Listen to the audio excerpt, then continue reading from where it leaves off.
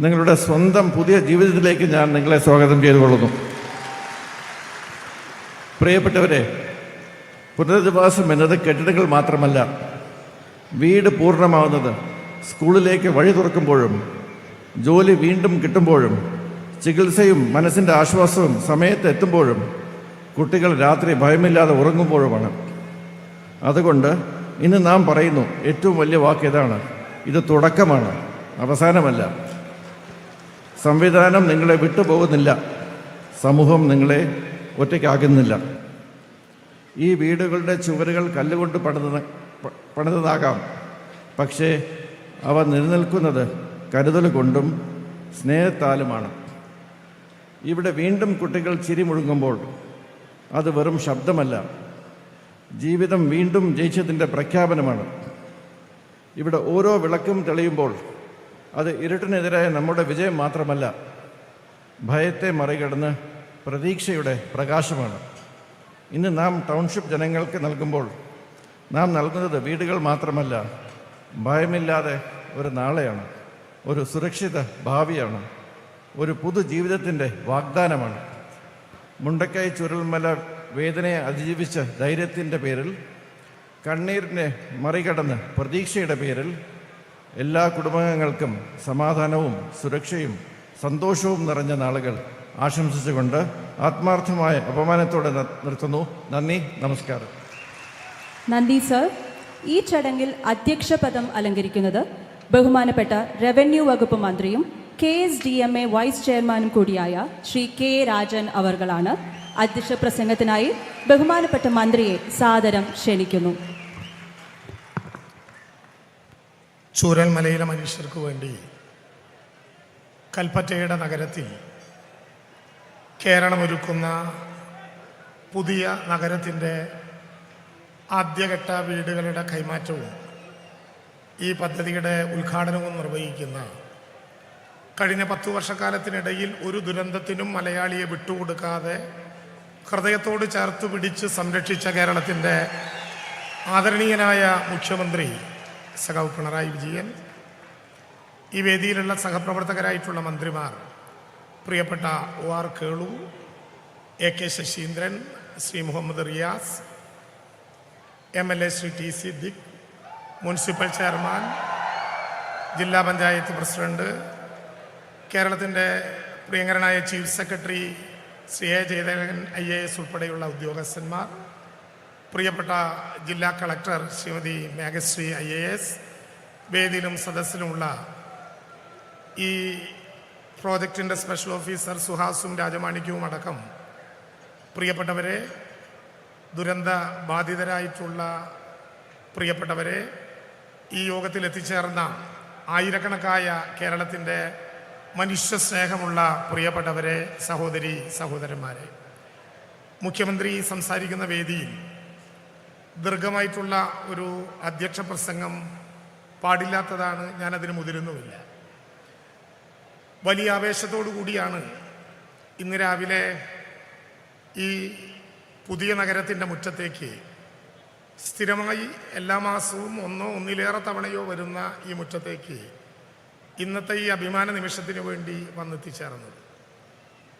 അഭിമാനകരമായിട്ടുള്ള ഈ നിമിഷത്തിൽ വന്ന് നിൽക്കുമ്പോൾ ഇവിടെ എത്തിച്ചേർന്നിട്ടുള്ള വീട് പുതിയതായി ഏറ്റുവാങ്ങുന്ന എൻ്റെ പ്രിയപ്പെട്ടവരായ, മഹാഭൂരിപക്ഷം ആളുകളെയും പേരെടുത്ത് വിളിക്കാനുള്ള സ്വാതന്ത്ര്യമുള്ള അമ്മമാരെ, ഉമ്മമാരെ, സഹോദരന്മാരെ, മക്കളെ ഒന്ന് കാണാനായി ആ നിരയിലേക്ക് പോയി.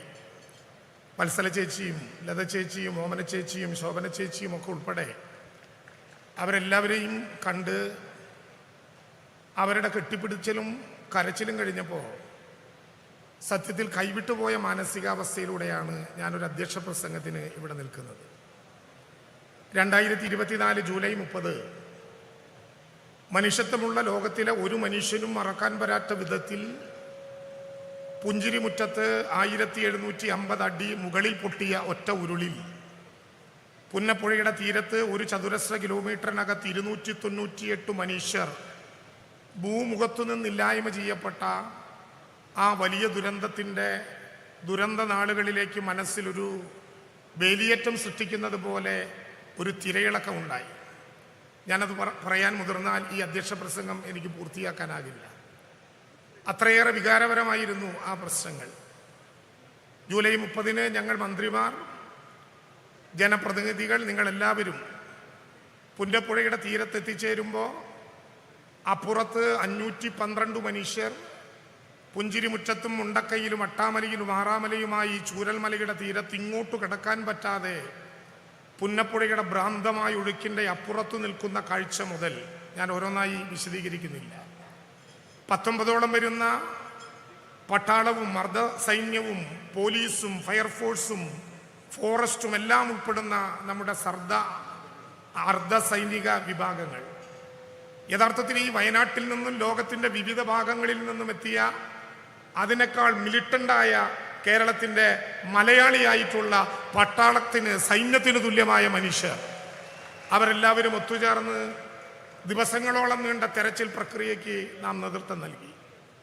ഞാൻ ഇപ്പോഴും ഓർക്കുന്നു, ആ തിരച്ചിൽ ഒരുപക്ഷെ ലോകം കണ്ടതിൽ വെച്ച് ഏറ്റവും ശ്രദ്ധേയമായ ഒരു ദുരന്ത നിവാരണ ഘട്ടമായിരുന്നു.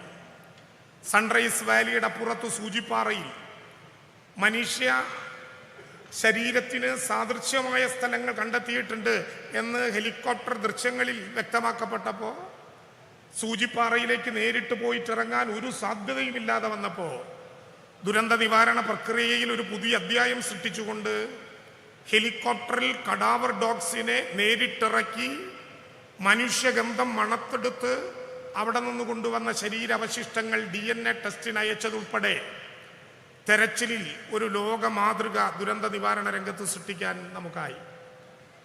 വടക്കൻ ഇന്ത്യയിൽ മരണപ്പെട്ടവരുടെ ഒഴുകി വന്നുകൊണ്ടിരിക്കുന്ന മൃതശരീരങ്ങളും ശരീരാവശിഷ്ടങ്ങളും JCB കൊണ്ട് വലിയ കുഴികുത്തി അതിലിട്ട് മൂടുന്ന അനുഭവങ്ങളുള്ള ഈ കേരളത്തിൽ പുത്തുമലയിലെ ബറയിൽ ഗ്രൗണ്ട് നിരവധികളായിട്ടുള്ള കണ്ടെത്താൻ പറ്റാത്ത, തിരിച്ചറിയാനാകാത്ത മൃതശരീരങ്ങളും ശരീരഭാഗങ്ങളും ലോകത്തിൻ്റെ എല്ലാ മര്യാദകളും പുലർത്തി സർവമത പ്രാർത്ഥന നടത്തി ഗൂഗിൾ സല്യൂട്ടോടെ കേരളത്തിലെ വിവിധങ്ങളായിട്ടുള്ള യുവജന സംഘടനാ പ്രവർത്തകർ ഇട്ടിരിക്കുന്ന PP കിറ്റിനകത്ത് ഏതു മതമാണ്, ജാതിയാണ്, രാഷ്ട്രീയമാണെന്ന് നോക്കാതെ സ്വന്തം അമ്മ പോലെ, ഉമ്മ പോലെ, അച്ഛൻ പോലെ, ഉപ്പ പോലെ, സഹോദരങ്ങളെ പോലെ സംസ്കരിക്കുന്ന അഭിമാനകരമായിട്ടുള്ള മലയാളിയുടെ മനുഷ്യ സ്നേഹത്തിന് പുത്തുമലയിലെ ബറയിൽ ഗ്രൗണ്ട് സാക്ഷ്യം വഹിച്ചു.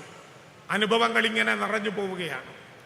ആഗസ്റ്റ് 25 ബഹുമാനപ്പെട്ട മുഖ്യമന്ത്രിയുടെ നിർദ്ദേശപ്രകാരം ഈ മേപ്പാടിയുടെ കൽപ്പറ്റയുടെ വിവിധങ്ങളായ ഭാഗങ്ങളിൽ സ്ഥാപിച്ച 18 ക്യാമ്പുകളും ഒഴിവാക്കപ്പെട്ടു.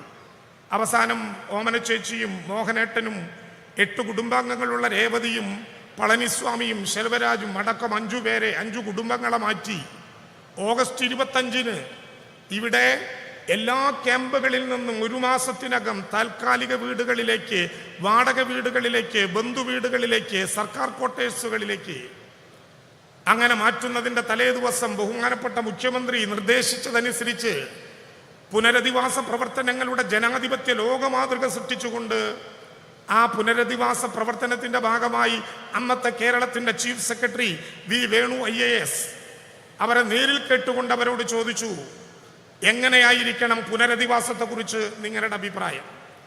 വീടുകൾ കൈമാറുന്ന ഈ സമയം ലോകത്തിൻ്റെ മറ്റൊരു മൂലയിൽ യുദ്ധവും പലായനവും നടക്കുകയാണ്. അന്ന് അവർ പറഞ്ഞു, ഞങ്ങൾ പുത്തുമലയിൽ നിന്ന് ചൂരൽമലയിലെത്തിയവരാണ്. ചൂരൽമലയിൽ നിന്ന് ഇനിയൊരു മലയിലേക്ക് പലായനം നടത്താൻ ഞങ്ങൾക്ക് വയ്യ. ഞങ്ങളെ നിങ്ങൾ പല സ്ഥലങ്ങളിലേക്ക് പറഞ്ഞു വിടരുത്. ഞങ്ങളെ നിങ്ങൾ ഒറ്റപ്പെടുത്തരുത്, പല മേഖലകളിലാക്കി മാറ്റരുത്. അവശേഷിക്കുന്ന ഞങ്ങൾക്ക്, ദൈവം ഞങ്ങളിൽ നിന്ന് എടുത്തു കൊണ്ടുപോയവരിൽ ബാക്കി വരുന്ന ഞങ്ങൾക്ക് ഒരുമിച്ചു താമസിക്കാൻ, ഒരുമിച്ചു ജീവിക്കാൻ ഒരിടം ഞങ്ങൾക്ക് വേണം. അത് പുനരധിവാസ പ്രവർത്തനത്തെക്കുറിച്ച് ജനാധിപത്യപരമായി ചർച്ച ചെയ്തപ്പോൾ ദുരന്തബാധിതരായ മനുഷ്യർ നെഞ്ചിൽ തട്ടി ഞങ്ങളോട് പറഞ്ഞ ഏറ്റവും പ്രധാനപ്പെട്ട കാര്യമാണ്. ഇത്രയും വലിയൊരു നഗരം സൃഷ്ടിക്കാൻ പറ്റുമെന്ന് ഞങ്ങൾക്കറിയില്ല. അതിനു പറ്റുന്ന ഒരു പുനരധിവാസത്തിൻ്റെ മാതൃകകളൊന്നുമില്ല. കേരളത്തിൻ്റെ മാത്രമല്ല, ഇന്ത്യയുടെ ആർക്കവൈസുകളിൽ ദുരന്തബാധിതർക്കൊരു നഗരമുണ്ടാക്കിയതിൻ്റെ ഒരു മുന്നനുഭവങ്ങളും ഞങ്ങളുടെ മുമ്പിലില്ല. പക്ഷേ കേരളത്തിൻ്റെ ബഹുമാനപ്പെട്ട മുഖ്യമന്ത്രി സഖാവ് പിണറായി വിജയൻ ഇച്ഛാശക്തിയോടെ പറഞ്ഞു, അവർക്ക് സ്വന്തമായി നാം ഒരു നഗരമുണ്ടാക്കും. എന്തു വില കൊടുക്കേണ്ടി വന്നാലും, എത്ര പ്രയാസപ്പെടേണ്ടി വന്നാലും ഒരു നഗരമുണ്ടാക്കും. ചില സാമ്പത്തികകാര വിദഗ്ധന്മാർ ആധുനിക കാൽക്കുലേറ്ററുകൾ നിരത്തിവെച്ചുകൊണ്ട് നമ്മളോട് പറഞ്ഞല്ലോ 760 780 മുഖ്യമന്ത്രിയുടെ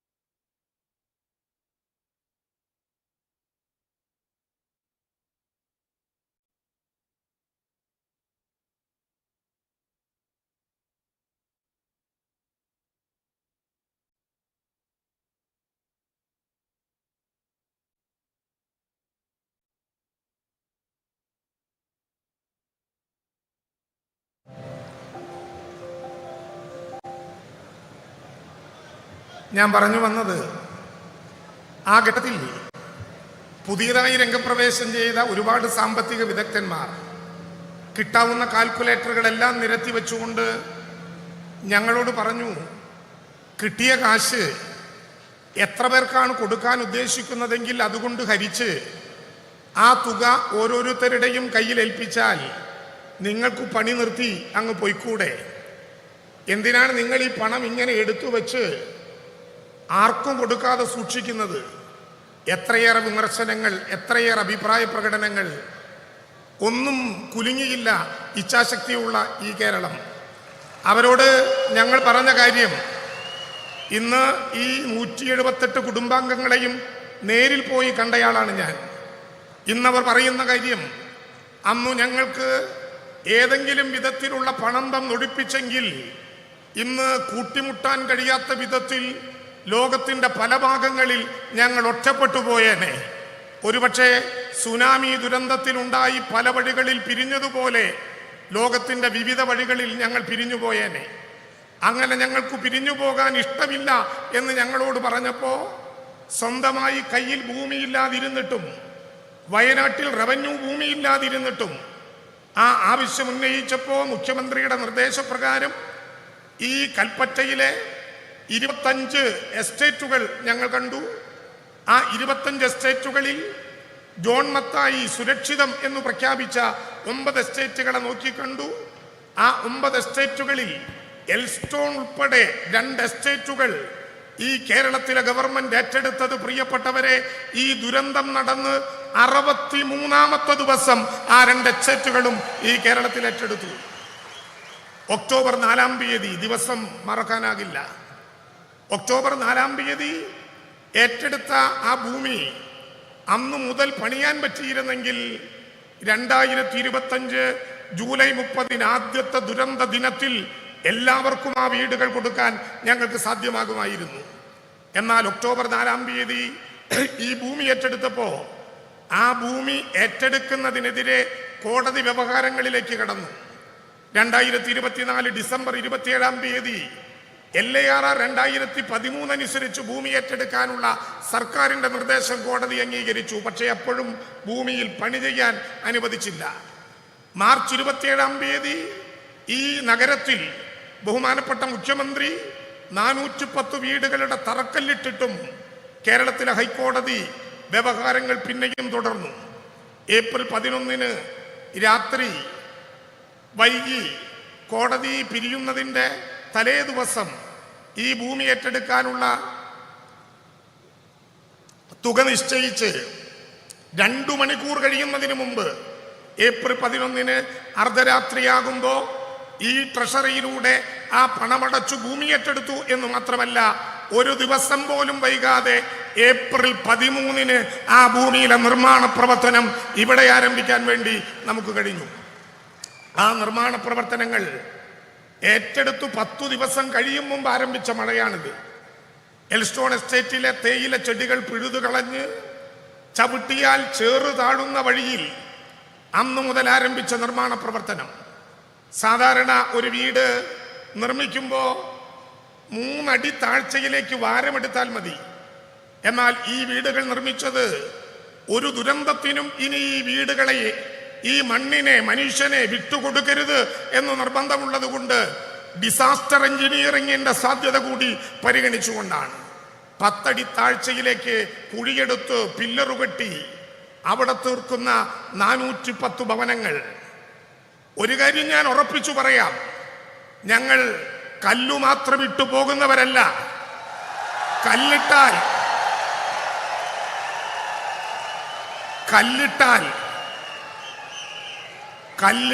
കല്ലിൽ കല്ല് വയ്ക്കും, കല്ലിന്റെ മീതെ കല്ല് കെട്ടും, അതൊരു വീടാകും. അത് തീരുമാനിച്ച മനുഷ്യന്റെ കൈകളിലേക്ക് ഞങ്ങൾ സമ്മാനിക്കും. ആ അനുഭവത്തിലേക്ക് നാം കടക്കുകയാണ്. 178 ഭവനങ്ങളല്ല, 178 മനുഷ്യ ജീവിതങ്ങൾ. ഞാൻ കുറച്ചു നേരത്തെ ഈ വേദിയുടെ, ഈ സദസ്സിന്റെ നടുവിലിരിക്കുന്ന ശോഭന ചേച്ചിയെ കണ്ടു. അവർക്ക് കിട്ടിയിട്ടുള്ളത് 92 നമ്പർ വീടാണ്. കെട്ടിപ്പിടിച്ച് ഒരുപാട് നേരം കരഞ്ഞു. അവർ മുഖ്യമന്ത്രിയോട് പറയാൻ ഒരു കാര്യം എന്നെ ചുമതലപ്പെടുത്തി. എനിക്ക് മരണപ്പെട്ടുപോയ മകളായി ഇനി ഞാൻ ഈ 92 നമ്പർ വീടിനെ കാണും, സ്വന്തമായി നഷ്ടപ്പെട്ട ഒരു മകൾക്കു പകരമായി എന്ന് ശോഭന ചേച്ചി പറഞ്ഞപ്പോൾ കയ്യിൽ നിന്ന് മനുഷ്യൻ നഷ്ടപ്പെടുക എങ്ങനെയാണെന്ന് നമുക്ക് ബോധ്യപ്പെടാവുന്ന അനുഭവമുണ്ടായി. എങ്ങനെ ഈ വിജയഗാഥ കേരളത്തിന് തീർക്കാനായി? ഒരു നഗരമെന്ന മുൻപരിചയങ്ങളില്ലാത്ത, മുന്നനുഭവങ്ങളില്ലാത്ത ഒരു നാട്ടിൽ സഹായിക്കേണ്ടവർ പോലും കേന്ദ്ര ഗവൺമെന്റ് അടക്കം ക്രൂരമായ സമീപനത്തോടെ കേരളത്തെ കഴുത്തു പിടിച്ചു ഞെരിച്ചു കൊല്ലാൻ ശ്രമിച്ചപ്പോഴും കേരളം അഭിമാനത്തോടെ പറഞ്ഞിട്ടുണ്ട്, അവസാനത്തെ ദുരന്ത ബാധിതനെ കൂടി പുനരധിവസിപ്പിക്കാതെ ചുരമറങ്ങില്ല ലോകമലയാളം എന്ന യാഥാർത്ഥ്യം. അതിൻ്റെ ഒരു ഘട്ടത്തിലേക്കാണ് നാം കടക്കുന്നത്. 20 വർഷം വരെ ഗ്യാരണ്ടിയുള്ള ഉപകരണങ്ങളോടെ 178 വീടുകൾ, ഓരോ വീടിനും കൃത്യമായ ചുറ്റുമതിൽ, അതിൽ നിന്ന് തുറക്കുന്ന ഗേറ്റ് നേരെ റോഡിലേക്ക്, 35 സോണുകളിൽ എല്ലാ സോണിനും നടുവിൽ ഗ്രീനറി.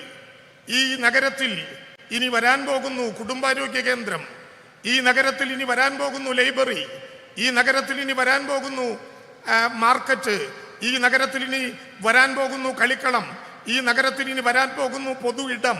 അതെല്ലാം കൂടി പൂർത്തീകരിക്കുന്നു.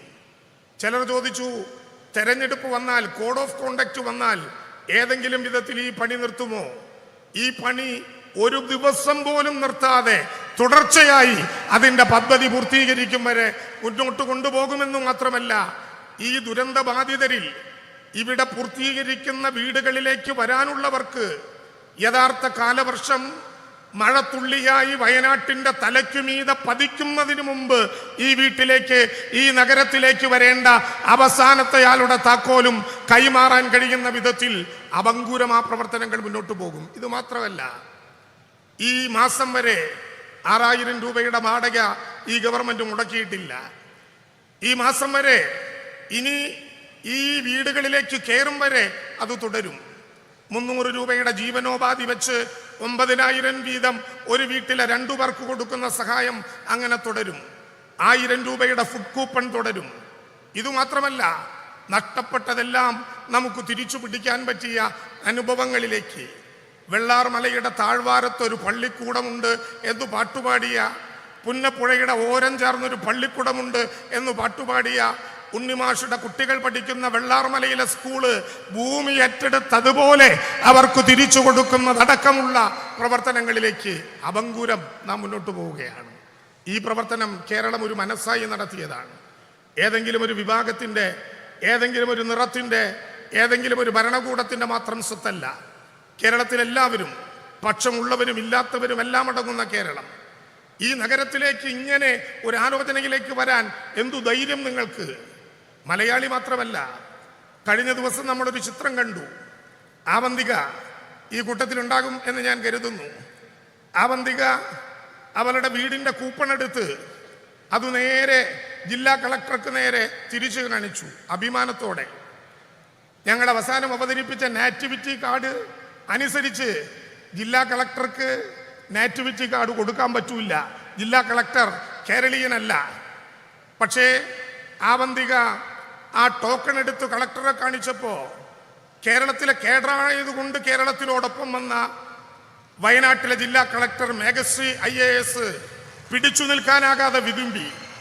കേരളം അഭിമാനത്തോടെ പറയട്ടെ, മലയാളത്തിൽ ജീവിക്കുന്നവരും മലയാളത്തെ സ്നേഹിക്കുന്നവരുമായ അതുപോലെ ലക്ഷക്കണക്കായ മനുഷ്യരുടെ കണ്ണിലെ പവിത്രമായ ഈ കണ്ണീർ തുള്ളികളുടെ കരുത്താണ് കേരളത്തിലെ ഗവൺമെന്റിന് ഇത്തരം ഒരു ഇച്ഛാശക്തി ഏറ്റെടുക്കാനും അത് പൂർത്തീകരിക്കാനും സാധിച്ചത്. ഞാൻ അവസാനിപ്പിക്കുന്നു. പുഞ്ചിരിമറ്റത്ത് 1750 അടി മുകളിൽ പൊട്ടിയ ഒറ്റ ഉരുളിലാണ് 298 പേരെ നമുക്ക് നഷ്ടപ്പെട്ടത്. പുഞ്ചിരിമറ്റത്ത് ഉയരത്തിൽ പൊട്ടിയ ഉരുളിൽ നിന്ന് തിരിച്ചു വന്ന മനുഷ്യർക്ക് പുഞ്ചിരി തൂകാൻ പറ്റുന്ന ഒരു മുറ്റമുണ്ടാക്കി കൊടുക്കാൻ പറ്റി എന്ന ആത്മവിശ്വാസത്തോടെയാണ് ഈ ഗവൺമെന്റ് ഈ വീടുകൾ പൊതുസമൂഹത്തിൻ്റെ മുമ്പാകെ സമർപ്പിക്കുന്നത്. ആത്മാഭിമാനത്തോടെ എല്ലാ ഘട്ടങ്ങളിലും. ജൂലൈ 30 രാവിലെ പുലർച്ചെ 3:50 ബഹുമാനപ്പെട്ട മുഖ്യമന്ത്രി ഫോണിൽ എന്നെ വിളിക്കുന്നത്. എന്നെ മാത്രമല്ല, ഈ ഇരിക്കുന്നതിൽ പലരെയും. പുലർച്ചെ 3:50 ഉരുളുപൊട്ടി മിനിറ്റുകൾക്കകം കേരളത്തിൻ്റെ മുഖ്യമന്ത്രി എഴുന്നേറ്റിരുന്ന പ്രവർത്തനങ്ങൾക്ക് നേതൃത്വം നൽകി. കൂട്ടിച്ചേർക്കാവുന്ന എല്ലാവരെയും കൂട്ടിച്ചേർത്തു, ഒപ്പം നിർത്താവുന്ന എല്ലാവരെയും ഒപ്പം നിർത്തി.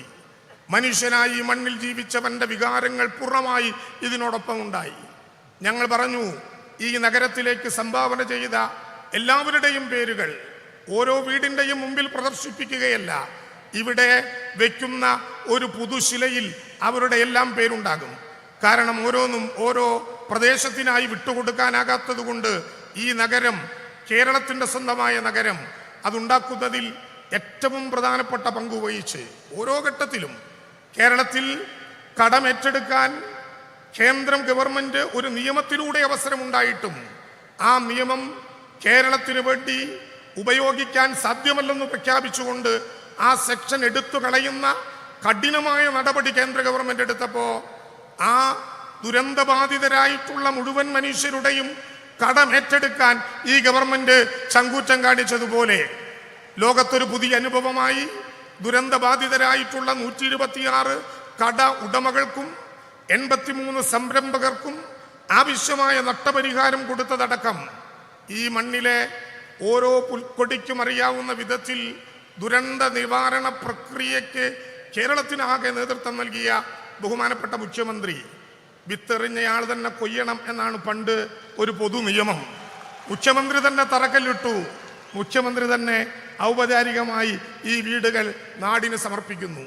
യഥാർത്ഥത്തിൽ ഉയരുന്നത് കേരളം മുഖ്യമന്ത്രിയുടെയോ ഗവൺമെന്റിൻ്റെയോ യശസ്സല്ല. മൂക്ക് താഴോട്ട് നീണ്ട 3.25 കോടി വരുന്ന മലയാളി ലോകത്തിന്റെ മുമ്പിൽ ആത്മാഭിമാനത്തോടെ തല ഉയർത്തിപ്പിടിച്ചു നിൽക്കുന്ന ഈ അഭിമാന നിമിഷം ഉദ്ഘാടനം ചെയ്യാൻ ബഹുമാനപ്പെട്ട ആദരണീയനായ ലോക മലയാളത്തിന്റെ അഭിമാനമായ കേരളത്തിന്റെ മുഖ്യമന്ത്രിയെ സ്നേഹപൂർവ്വം ക്ഷണിച്ചുകൊണ്ട് ഞാൻ എൻ്റെ വാക്കുകൾ അവസാനിപ്പിക്കുന്നു. അഭിവാദ്യം. നന്ദി ബഹുമാനപ്പെട്ട മന്ത്രി ശ്രീ കെ രാജൻ. അടുത്തത് ഉദ്ഘാടന ചടങ്ങാണ്. മുണ്ടക്കൈ ചൂരൽമല ദുരന്തബാധിതരുടെ പുനരധിവാസത്തിനായി സർക്കാർ ഏറ്റെടുത്ത എൽസ്റ്റൺ എസ്റ്റേറ്റ് ഭൂമിയിൽ പണികഴിപ്പിക്കുന്ന വയനാട് മാതൃകാ ടൗൺഷിപ്പിന്റെ 1ാം ഘട്ട ഉദ്ഘാടനം നിർവഹിക്കുന്നത് ബഹുമാനപ്പെട്ട മന്ത്രി ശ്രീ പിണറായി വിജയൻ അവർകളാണ്. ഉദ്ഘാടന കർമ്മം നിർവഹിക്കുന്നതിനായി ബഹുമാനപ്പെട്ട മുഖ്യമന്ത്രിയെ സാദരം ക്ഷണിക്കുന്നു.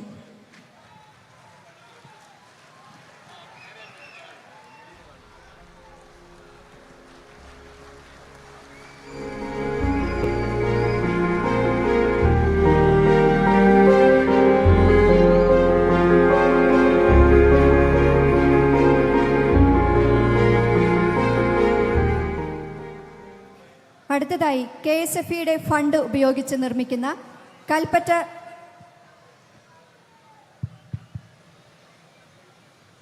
വേദിയിലും സദസ്സിലുമുള്ള വിശിഷ്ട വ്യക്തികളെ, സഹോദരി സഹോദരന്മാരെ, ഇവിടെ നമ്മുടെ നാടിൻ്റെ പ്രത്യേകത ഒരിക്കൽ കൂടി രാജ്യത്തിന് മുന്നിലും ലോകത്തിന് മുന്നിലും നാം അവതരിപ്പിക്കുകയാണ്. നാടിൻ്റെ ഒരുമയും ജനങ്ങളുടെ ഐക്യവും നമ്മുടെ സാഹോദര്യ ബന്ധവുമാണ് ഇന്ന് ഇത്തരമൊരു പരിപാടിയിലേക്ക് എത്തുന്നതിനിടയാക്കിയിട്ടുള്ളത്. മുണ്ടക്കൈ ചൂരൽമല ദുരന്തവുമായി ബന്ധപ്പെട്ട പ്രശ്നങ്ങൾ ബഹുമാന്യായ അധ്യക്ഷൻ വിശദമായി തന്നെ സംസാരിച്ചു കഴിഞ്ഞിട്ടുണ്ട്. ഈ ദുരന്തബാധിത കുടുംബങ്ങൾ മനുഷ്യൻ സാധാരണ സ്വപ്നം കാണുന്നവരാണ്. ഈ ദുരന്തമുണ്ടാകുന്നതിൻ്റെ തലേ ദിവസം ആ രാത്രി എല്ലാവരും കിടന്നുറങ്ങുന്നു. ഉറങ്ങുന്നതിന് മുൻപ് ചില കാര്യങ്ങൾ ചിന്തിച്ചവരുണ്ടാവും. എന്നാൽ അവരുടെ മനുഷ്യനെ നടുക്കും തരത്തിലുള്ള ദുരന്തത്തിനാണ് അവരിരയായത്. സമാനതകളില്ലാത്ത ഒരു ദുരന്തം. അവശേഷിച്ചവർ ഇവിടെ പറഞ്ഞതുപോലെ ഒരുമിച്ച് ജീവിച്ചവരാണ് ഞങ്ങൾ. ഒരുമിച്ച് തന്നെ കഴിയണമെന്നാണ് ആഗ്രഹം. എന്നാൽ അവരുടെ ഒരു ആഗ്രഹം പ്രകടിപ്പിച്ചപ്പോൾ അതിൻ്റെ കൂടെ നിൽക്കാനാണ് നാം ശ്രമിച്ചത്. അതിൻ്റെ ഭാഗമായാണ് ഈ കുടുംബങ്ങൾക്കാകെ ഒരു പ്രത്യേക ടൗൺഷിപ്പ് എന്ന ആശയത്തിന് രൂപം കൊടുക്കുന്നത്. എന്നാൽ ആ സമയത്ത് തന്നെ കണ്ടിരുന്നു, അപൂർവം ചിലർ അവർക്ക് സ്വന്തമായി പോകണമെന്ന് ആഗ്രഹമുണ്ടാകാം. അങ്ങനെ പോകാൻ ആഗ്രഹിക്കുന്നവരുടെ കാര്യത്തിൽ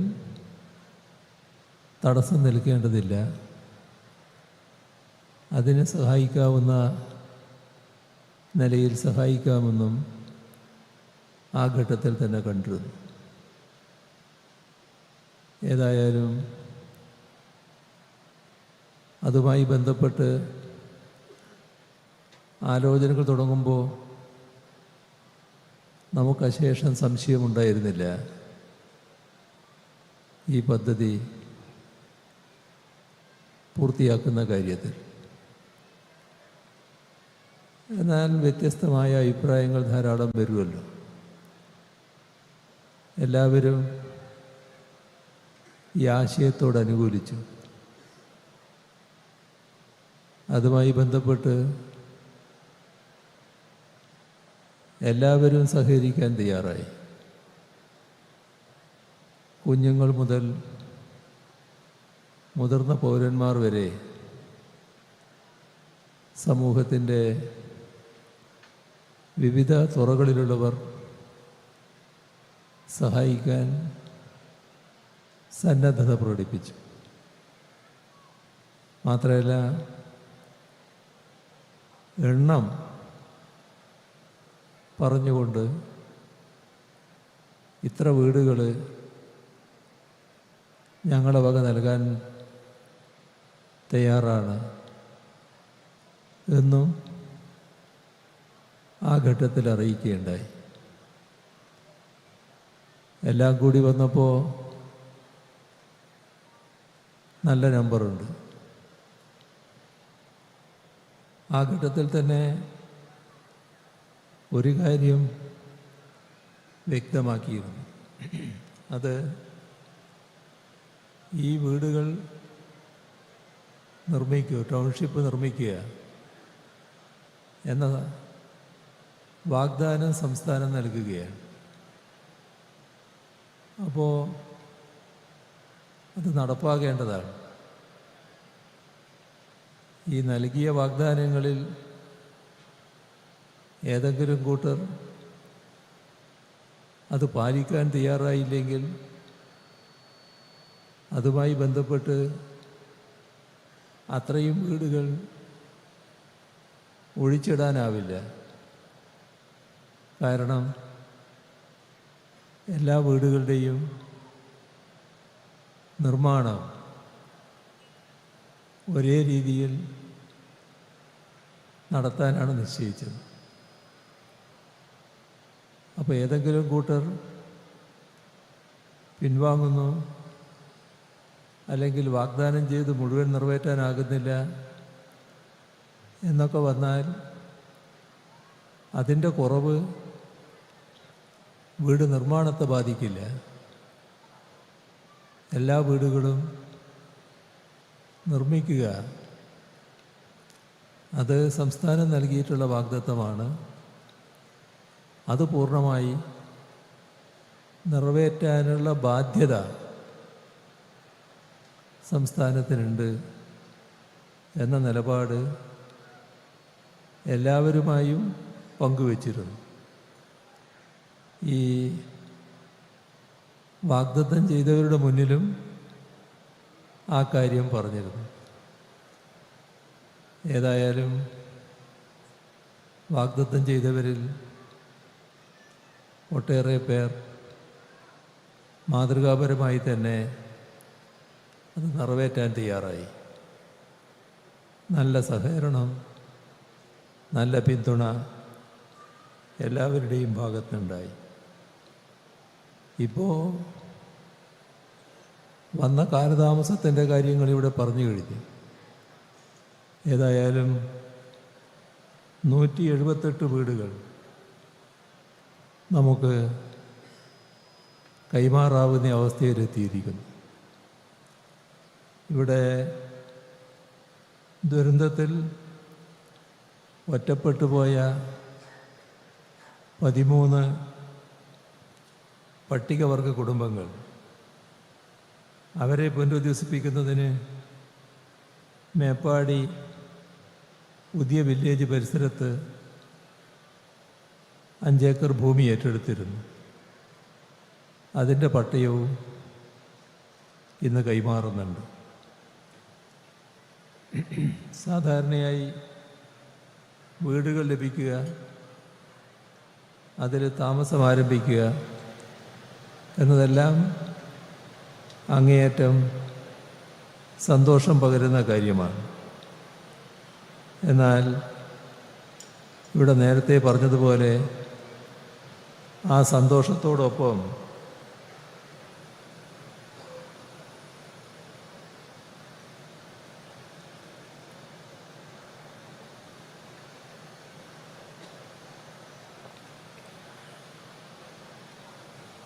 മൺമറഞ്ഞു പോയ പ്രിയപ്പെട്ടവരെക്കുറിച്ചുള്ള സങ്കടകരമായ ഓർമ്മകളും ഈ ഘട്ടത്തിൽ ഉയർന്നു വരുന്നുണ്ട്. 2024 ജൂലൈ 30 ഉണ്ടായ ദുരന്തത്തിൽ നമ്മെ വിട്ടുപിരിഞ്ഞ പ്രിയപ്പെട്ടവരുടെ ഓർമ്മകൾ, അവരെല്ലാവരുടെയും സ്മരണയ്ക്ക് മുന്നിൽ ആദരാഞ്ജലികൾ അർപ്പിക്കട്ടെ.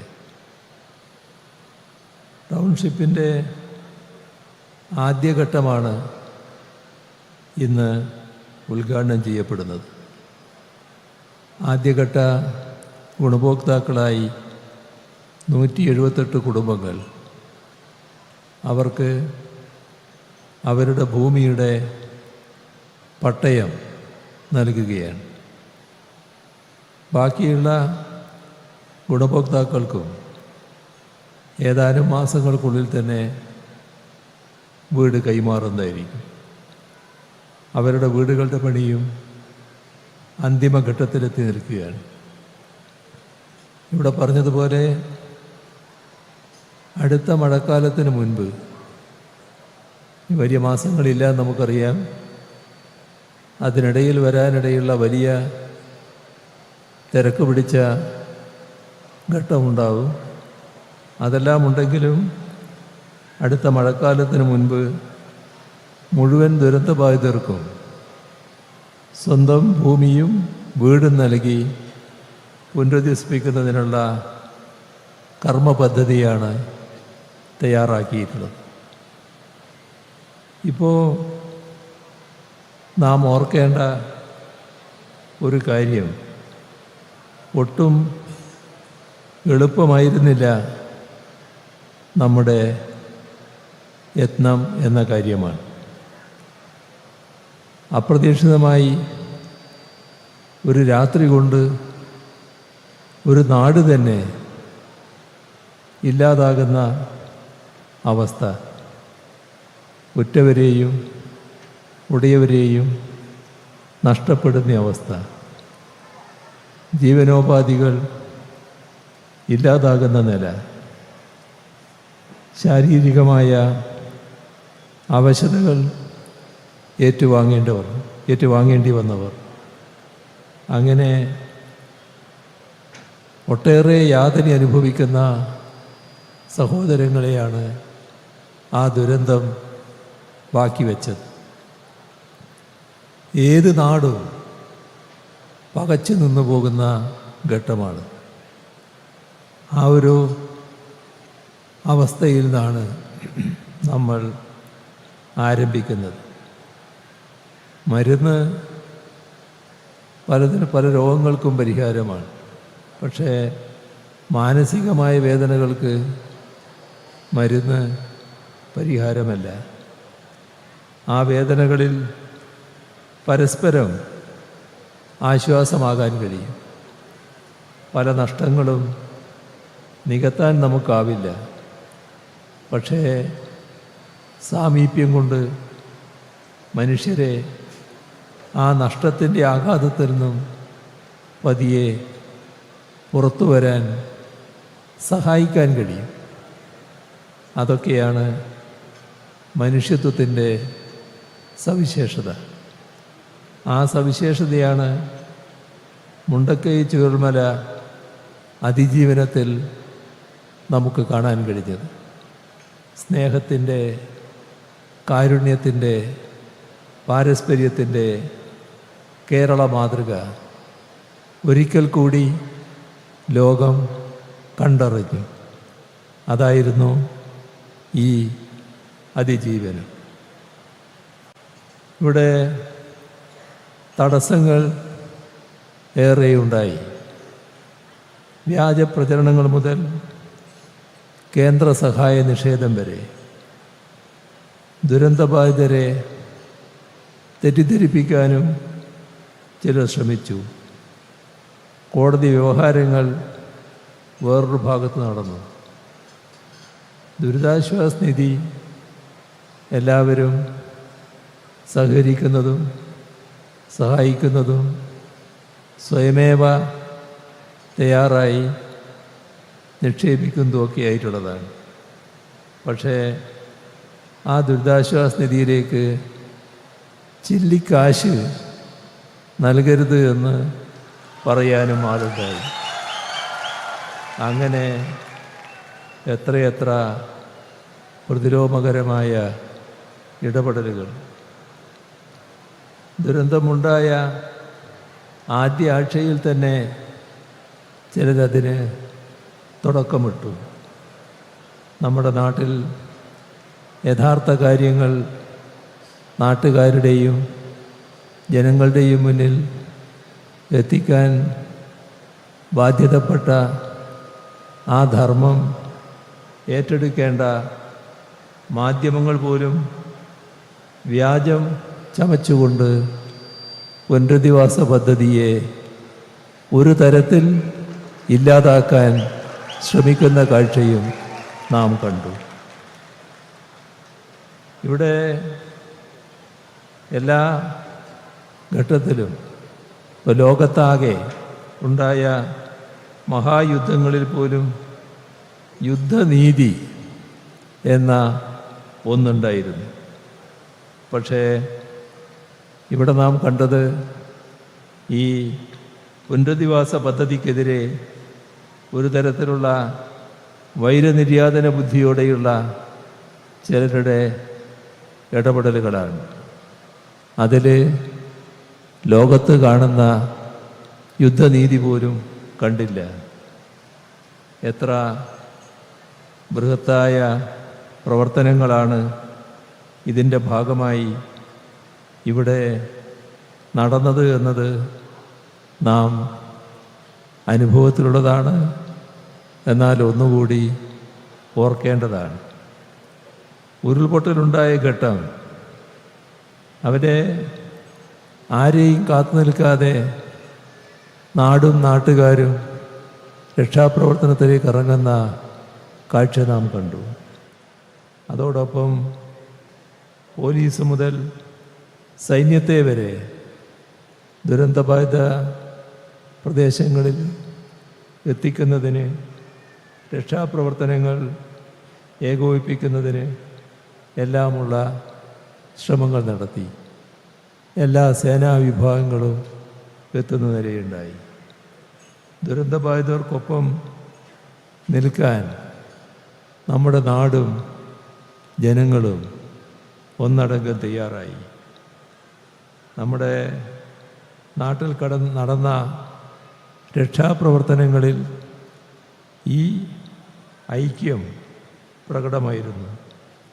വിദ്യാർത്ഥികൾ, യുവജനങ്ങൾ, സന്നദ്ധ പ്രവർത്തകർ, ആംബുലൻസ് ഡ്രൈവർമാർ, ഓഫ് റോഡ് ഡ്രൈവർമാർ, അങ്ങനെ കേരളത്തിൻ്റെ സമസ്ത മേഖലയിലുമുള്ളവർ രക്ഷാപ്രവർത്തനത്തിൽ കൈകോർത്തു. അതിവേഗം ക്യാമ്പുകൾ സജ്ജമായി.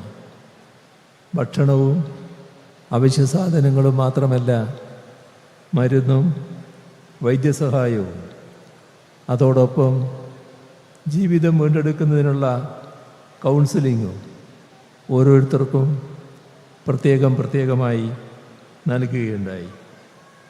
അതോടൊപ്പം ഒരു മന്ത്രിസഭാ ഉപസമിതി ഈ കാര്യങ്ങൾക്ക് നേതൃത്വം കൊടുക്കാൻ ഇവിടെ ഉണ്ടായി. മന്ത്രിസഭാ ഉപസമിതിയുടെ ഭാഗമായി മന്ത്രിമാർ ഈ സ്ഥലത്ത് ആദ്യഘട്ടത്തിൽ എല്ലാ ദിവസങ്ങളും ഇവിടെ ക്യാമ്പ് ചെയ്യുന്ന അവസ്ഥ വന്നു. എല്ലാ പ്രവർത്തനങ്ങൾക്കും നേരിട്ട് മേൽനോട്ടം വഹിച്ചു.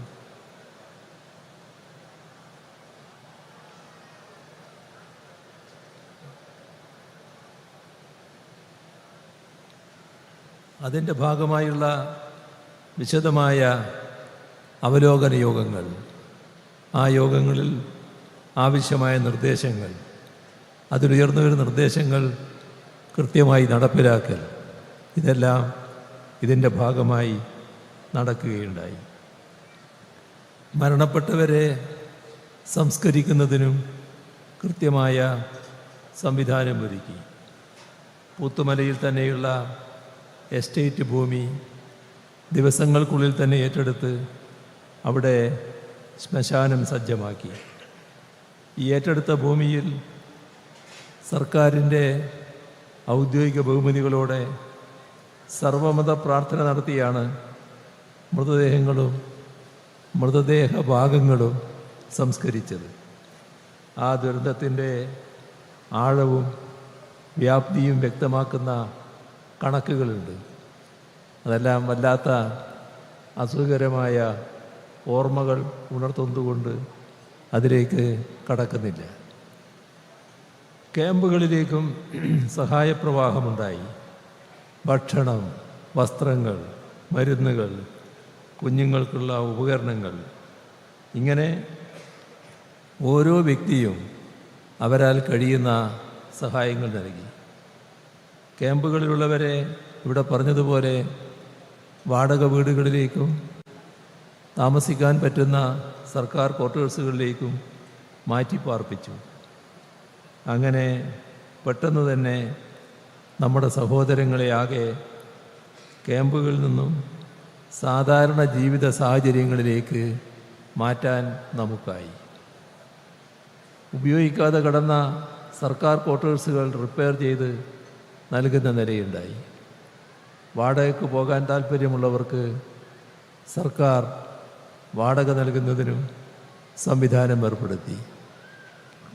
ഒരു കുടുംബത്തിന് 6000 രൂപ വീതം അന്ന് മുതൽ ഇന്ന് വരെ ഇവിടെ പറഞ്ഞതുപോലെ ഈ വീടുകളിൽ കയറുന്നത് വരെ അത് മുഴുവൻ കുടുംബങ്ങൾക്കും നൽകുന്നതാണ്.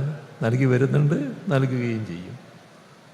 ഈ ഇനത്തിൽ ഇതുവരെയായി 6 കോടിയിലധികം രൂപയാണ് അനുവദിച്ചത്.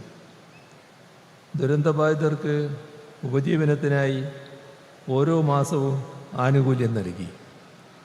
17,20,00,000 രൂപയാണ് ഈ ഇനത്തിൽ ചെലവഴിച്ചത്. സമാശ്വാസ ധനസഹായമായി 13 കോടി രൂപ, അടിയന്തര ധനസഹായമായി 1,30,00,000 രൂപ അതെല്ലാം വിതരണം ചെയ്തു. ദുരന്തത്തിൽ രക്ഷിതാക്കൾ നഷ്ടപ്പെട്ടു പോയ 21 കുട്ടികളുണ്ടായിരുന്നു. അവർക്ക് സഹായം നൽകുന്നതിന് 2 കോടി രൂപയാണ് ചെലവഴിച്ചത്. 858 കുടുംബങ്ങൾക്ക് പ്രതിമാസം 1000 രൂപയുടെ ഭക്ഷ്യക്കൂപ്പണും നൽകുന്നുണ്ട്.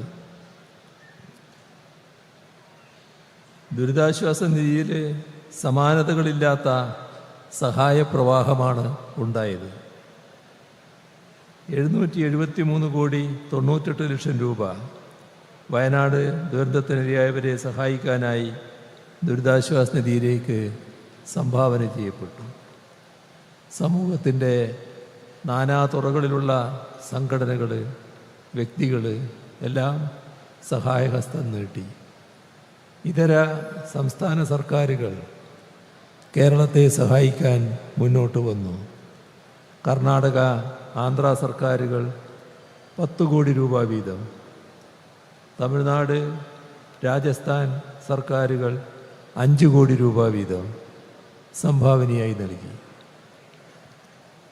ദുരന്തബാധിതരുടെ വായ്പാ കുടിശ്ശികകൾ പൂർണ്ണമായും ഏറ്റെടുക്കാൻ സർക്കാർ തീരുമാനിച്ചു. അതിൻ്റെ ഭാഗം ഇവിടെ നേരത്തെ പറയുകയുണ്ടായി. ആ വായ്പാ കുടിശ്ശിക വിവിധ ബാങ്കുകളിലായിരുന്നു. അത് സാധാരണഗതിയിൽ കേന്ദ്ര ഗവൺമെൻറ് ഭാഗമായി ചെയ്യേണ്ട കാര്യമാണ്. അത് ചെയ്യുന്നില്ല എന്ന് വന്നപ്പോൾ ഹൈക്കോടതി അതിലിടപെട്ടു. അതിശക്തമായ നിരീക്ഷണങ്ങൾ ഹൈക്കോടതിയുടെ ഭാഗത്തുനിന്നുണ്ടായി. പക്ഷേ നിശ്ചിത കാലാവധി വെച്ചുകൊണ്ട് കേന്ദ്ര ഗവൺമെൻറ്റിനെ അറിയിച്ചെങ്കിലും അത് നീട്ടി പോകുന്ന അവസ്ഥയാണ് കേന്ദ്ര ഗവൺമെൻറ്റിൽ നിന്നുണ്ടായത്. ആ സഹായം ചെയ്യാൻ കേന്ദ്ര ഗവൺമെൻറ് തയ്യാറാകുന്നില്ല എന്ന സാഹചര്യത്തിലാണ് സംസ്ഥാന സർക്കാർ പൂർണ്ണമായും ആ വായ്പാ കുടിശ്ശിക ഏറ്റെടുക്കാൻ തീരുമാനിച്ചത്. വിവിധ ബാങ്കുകളിലായി 555 ഗുണഭോക്താക്കൾക്കുള്ള 1620 വായ്പകളുടെ കുടിശ്ശിക തുക 18,75,00,000 രൂപ സംസ്ഥാന സർക്കാർ പൂർണ്ണമായും ഏറ്റെടുത്തു. ദുരന്തബാധിതരുടെ വായ്പ എഴുതിത്തള്ളണം എന്ന് കേന്ദ്ര സർക്കാരിനോട് പലവട്ടം സംസ്ഥാന സർക്കാർ ആവശ്യപ്പെട്ടതാണ്. ഒരു നടപടിയും കേന്ദ്ര സർക്കാരിൽ നിന്നുണ്ടായില്ല. ദുരന്തബാധിതരെ പുനരധിവസിപ്പിക്കുന്നതിനുള്ള സ്ഥലം കണ്ടെത്തലായിരുന്നു അടുത്ത കടമ്പ. ജനകീയ കൂടിയാലോചനയിൽ പുനരധിവാസത്തെക്കുറിച്ച് സർക്കാർ അഭിപ്രായം തേടി. ആ കാര്യങ്ങളിവിടെ വ്യക്തമാക്കി കഴിഞ്ഞു. അവർ എല്ലാവരുടെയും അഭിപ്രായം മാനിച്ചുകൊണ്ടാണ് ഇങ്ങനെയൊരു നിലപാടിലേക്ക് എത്തിയത്. വയനാട് ജില്ലയിലെ വിവിധ സ്ഥലങ്ങളിലുള്ള 31 ഇടങ്ങളിലാണ് ഭൂമി മാർക്ക് ചെയ്തത്. അവയെല്ലാം വിശദമായി പരിശോധിച്ചു. അങ്ങനെ പട്ടിക 9 ചുരുക്കി. പിന്നീട് പുനരധിവാസത്തിന് അർഹതയുള്ളവരുടെ അഭിപ്രായം കൂടി പരിഗണിച്ച് നെടുമ്പാല എസ്റ്റേറ്റും എൽസ്റ്റൺ എസ്റ്റേറ്റും ഏറ്റെടുക്കുന്നതിന് തത്വത്തിൽ തീരുമാനമെടുത്തു. ആദ്യഘട്ടമായി എൽസ്റ്റൺ എസ്റ്റേറ്റ് ഏറ്റെടുക്കാനുള്ള നടപടികൾ സ്വീകരിച്ചു. ഇവിടെ ഒരു കുടുംബത്തിന് 7 സെൻറ്റ് ഭൂമി വീതവും മറ്റ് പൊതു സൗകര്യങ്ങളടക്കം സജ്ജീകരിച്ചും 410 കുടുംബങ്ങളെ പുനരധിവസിപ്പിക്കാനാകുമെന്ന് കണ്ടെത്തി. അങ്ങനെ വന്നപ്പോൾ പുനരധിവാസം എൽസ്റ്റൺ എസ്റ്റേറ്റിലേക്ക് മാത്രം മതി എന്ന് തീരുമാനിച്ചു. ഭൂമി ഏറ്റെടുക്കുന്നതിനുള്ള ഉത്തരവ് 2024 ഒക്ടോബർ പുറപ്പെടുവിച്ചു. നവംബറിൽ ഫേസ് 1 ഗുണഭോക്താക്കളെ കണ്ടെത്തുന്നതിനുള്ള നടപടികൾ ആരംഭിച്ചു. അതിനെ തുടർന്ന് കോടതി വ്യവഹാരം ഉണ്ടായി. തുടർന്ന് ഭൂമി ഏറ്റെടുക്കലിന് അല്പനാൾ തടസ്സം നേരിട്ടു. ഹൈക്കോടതി അനുമതി ലഭിച്ചു. അതിനെ തുടർന്ന് റിക്കാർഡ് വേഗത്തിലാണ് വിലനിർണ്ണയവും സർവേ നടപടികളും പൂർത്തിയാക്കിയത്. 2025 ഏപ്രിലിൽ 44,33,00,000 രൂപ കോടതിയിൽ കെട്ടിവെച്ചു. അന്നേ ദിവസം തന്നെ ഭൂമി ഏറ്റെടുക്കൽ നടപടികൾ പൂർത്തിയാക്കി. ഉടൻ തന്നെ നിർമ്മാണ പ്രവൃത്തികളും ആരംഭിച്ചു. ടൗൺഷിപ്പ് പൂർത്തിയാകുമ്പോൾ നിലവിലെ കണക്കുകളനുസരിച്ച് 402 കുടുംബങ്ങളിലെ 1662 പേരാണ് ഇവിടെ താമസിക്കുക. ഊരാളുങ്കൽ ലേബർ കോൺട്രാക്ട് സൊസൈറ്റിയാണ് ഇതിൻ്റെ നിർമ്മാണം ഏറ്റെടുത്തത്. അതിൻ്റെ പേരിൽ ഊരാളുങ്കൽ സൊസൈറ്റിയെ ആക്രമിക്കാൻ തയ്യാറായവരുണ്ട്. ഊരാളുങ്കലിൻ്റെ ചരിത്രവും വളർച്ചയും നമ്മൾ മനസ്സിലാക്കേണ്ട ഒരു കാര്യമാണ്. അത് കൂലി അടിമത്തത്തിൽ നിന്നും തൊഴിലാളികളെ മോചിപ്പിക്കുക എന്ന ലക്ഷ്യത്തോടെ നവോത്ഥാന നായകനായ വാഗ്ബടാനന്ദൻ തുടങ്ങിവെച്ച സ്ഥാപനമാണത്. ആ ഊരാളുങ്കൽ കോൺട്രാക്ട് സൊസൈറ്റി അങ്ങനെയാണ് പടിപടിയായി മുന്നേറിയത് എന്നത് നാം കാണേണ്ടതാണ്. നമ്മുടെ നാട്ടിൽ മഴക്കാലം വേനൽക്കാലം എന്ന വ്യത്യാസമില്ലാതെയാണ് കഴിഞ്ഞ കാലത്ത് മഴയുണ്ടായത്. അപ്പോൾ വേനൽ മഴ ശക്തമായി, തുറന്നു വന്ന കാലവർഷം ശക്തമായി, തുലാവർഷവും നല്ല രീതിയിലുണ്ടായി. ഇതൊക്കെ നിർമ്മാണ പ്രവൃത്തികൾക്ക് വലിയ തടസ്സങ്ങൾ സൃഷ്ടിച്ചു.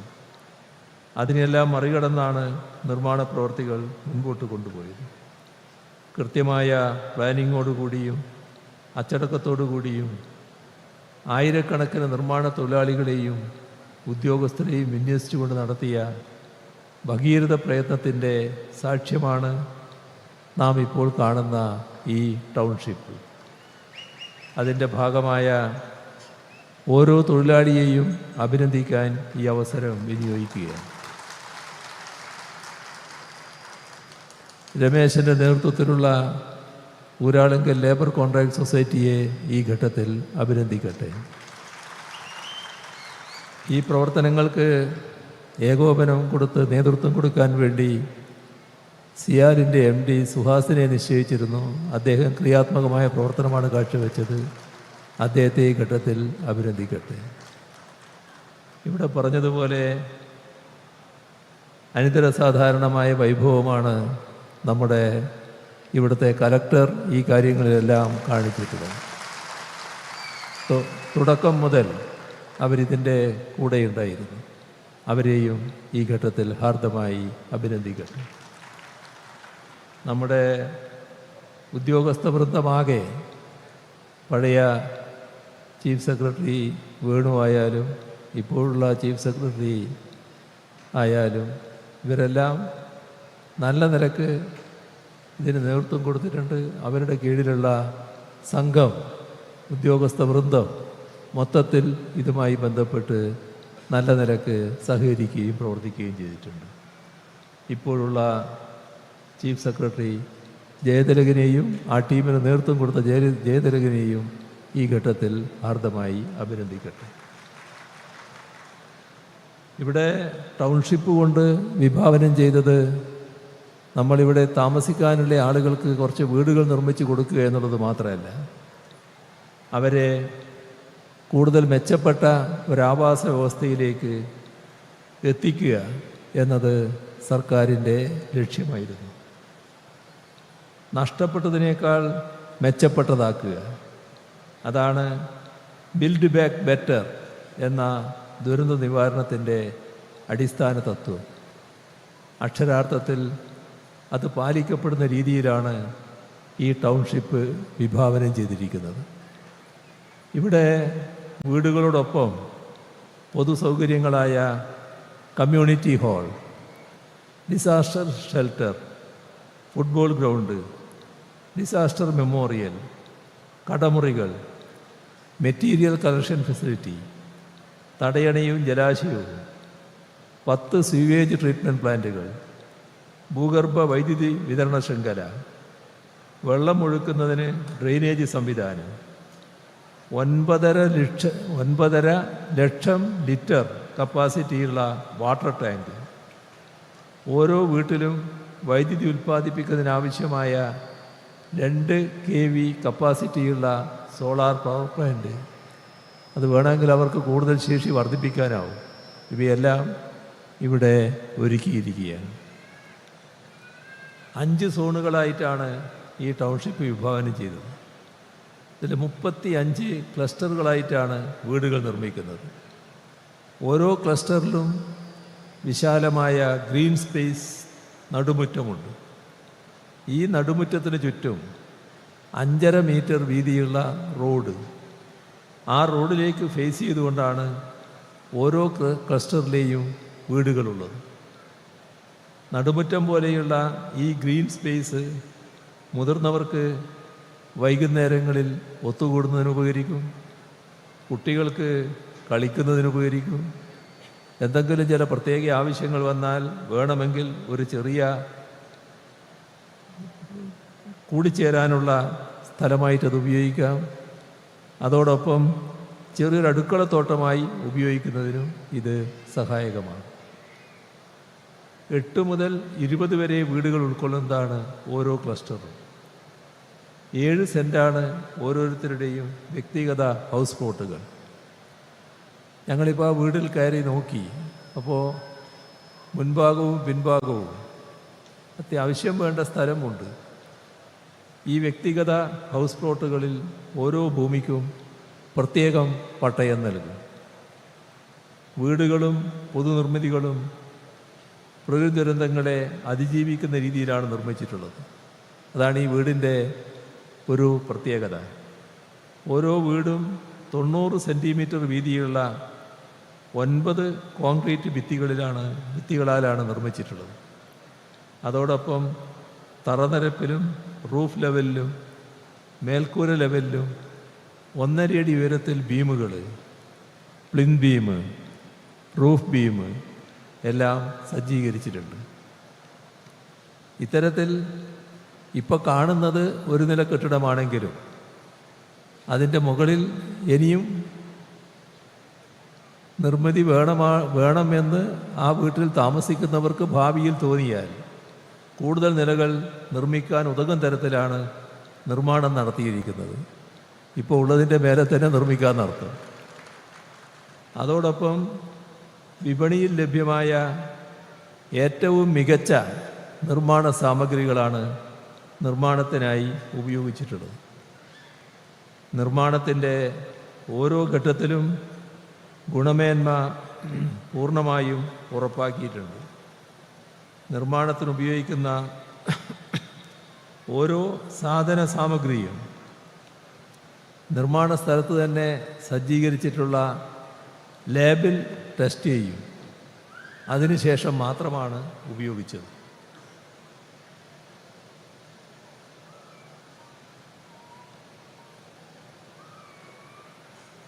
അതോടൊപ്പം മൂന്നാമതൊരു സ്വതന്ത്ര ഏജൻസിയുടെ ടെസ്റ്റിങ്ങിന് കൂടി വിധേയമാക്കും.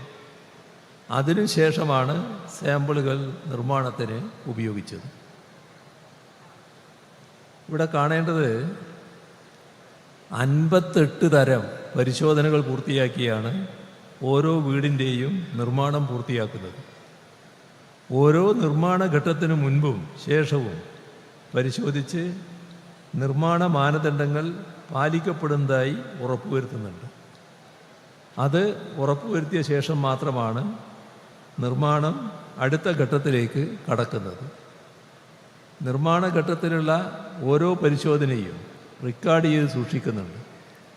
ഓരോ പരിശോധനയുടെ വീഡിയോയും അതുപോലെ ഫോട്ടോയും എടുത്ത് സൂക്ഷിക്കുന്നു. ഈ രീതിയിൽ ഒരു തരത്തിലുള്ള പോരായ്മയും ഇല്ലാതെയാണ് നിർമ്മാണത്തിൻ്റെ ഓരോ ഘട്ടവും മുൻപോട്ട് കൊണ്ടുപോയത്. വീടുകൾക്ക് പൂർണ്ണനാശം സംഭവിച്ച വ്യക്തികൾക്കുള്ള വീടുകളാണ് ആദ്യഘട്ടമായി വിതരണം ചെയ്യുന്നത്. ദുരിതബാധിതർക്ക് സർക്കാർ 2 ഓപ്ഷനുകൾ നൽകിയിരുന്നു. ഒന്നുകിൽ അവർക്ക് സർക്കാർ നൽകുന്ന ടൗൺഷിപ്പിൽ ഒരു വീട് ഓപ്റ്റ് ചെയ്യാം, അല്ലെങ്കിൽ സർക്കാരിൻ്റെ പുനരധിവാസ തുകയായി 15 ലക്ഷം രൂപ സ്വീകരിക്കാം. മഹാഭൂരിപക്ഷം കുടുംബങ്ങളും സർക്കാരിൻ്റെ ടൗൺഷിപ്പിലുള്ള വീട് തന്നെ സ്വീകരിച്ചു എന്നുള്ളത് ഇതിൻ്റെ ഗുണമേന്മയും സ്വീകാര്യതയും വെളിവാക്കുകയാണ്. ദുരന്തത്തിൽ നഷ്ടമുണ്ടായ സംരംഭകർക്കും കച്ചവട സ്ഥാപനങ്ങൾക്കുമുള്ള പുനരുജ്ജീവന പദ്ധതിയും നടപ്പാക്കുകയാണ്. അതും ബന്ധപ്പെട്ടവർക്ക് സ്വീകാര്യമായ നിലയിലാണ്.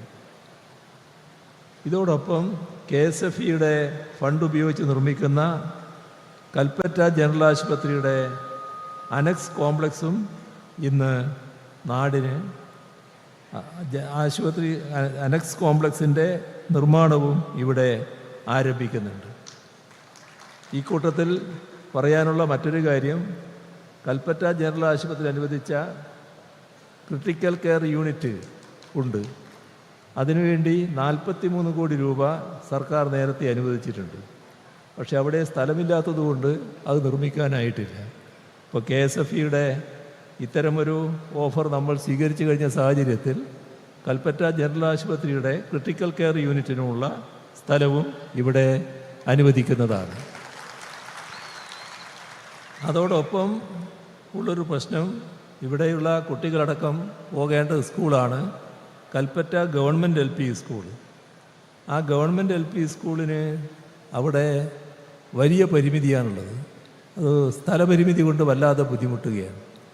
അപ്പോൾ ആ ഗവൺമെൻറ് LP സ്കൂൾ ഇങ്ങോട്ട് ഷിഫ്റ്റ് ചെയ്യുകയാണെങ്കിൽ അതിനുള്ള സ്ഥലവും അനുവദിക്കുന്ന കാര്യം സർക്കാർ ആലോചിക്കുന്നതാണ്. അതിൻ്റെ കാര്യങ്ങൾ പരിശോധിക്കേണ്ടതായിട്ടുണ്ട്. പരിശോധിച്ച് വിദ്യാഭ്യാസ വകുപ്പ് കൂടി പരിശോധിക്കേണ്ട കാര്യമാണ്. പക്ഷേ അങ്ങനൊരു അഭിപ്രായം വന്നിട്ടുണ്ട്. ആ കാര്യത്തിൽ സർക്കാരിന് തുറന്ന മനസ്സാണുള്ളത്. ബന്ധപ്പെട്ടവരുമായി ആലോചിച്ച് നടപടികൾ സ്വീകരിക്കും. ഇവിടെ ഈ വീടുകൾ ഞങ്ങൾ ചെന്ന് കയറിയപ്പോൾ കണ്ടൊരു കാഴ്ച, അവിടെ 2 ഷെൽഫുകൾ ഓരോ ബെഡ്റൂമിലായിട്ടുണ്ട്. ഇപ്പോൾ പുതിയ വീട്ടിൽ താമസിക്കുകയാണല്ലോ, അല്പം ഫർണിച്ചർ കൂടി വേണമല്ലോ. അതുകൊണ്ട് ആ എല്ലാ വീടിനും ആവശ്യം വേണ്ട ഫർണിച്ചറുകൾ കൂടി നൽകുന്ന കാര്യം സർക്കാർ ആലോചിക്കുന്നതാണ്.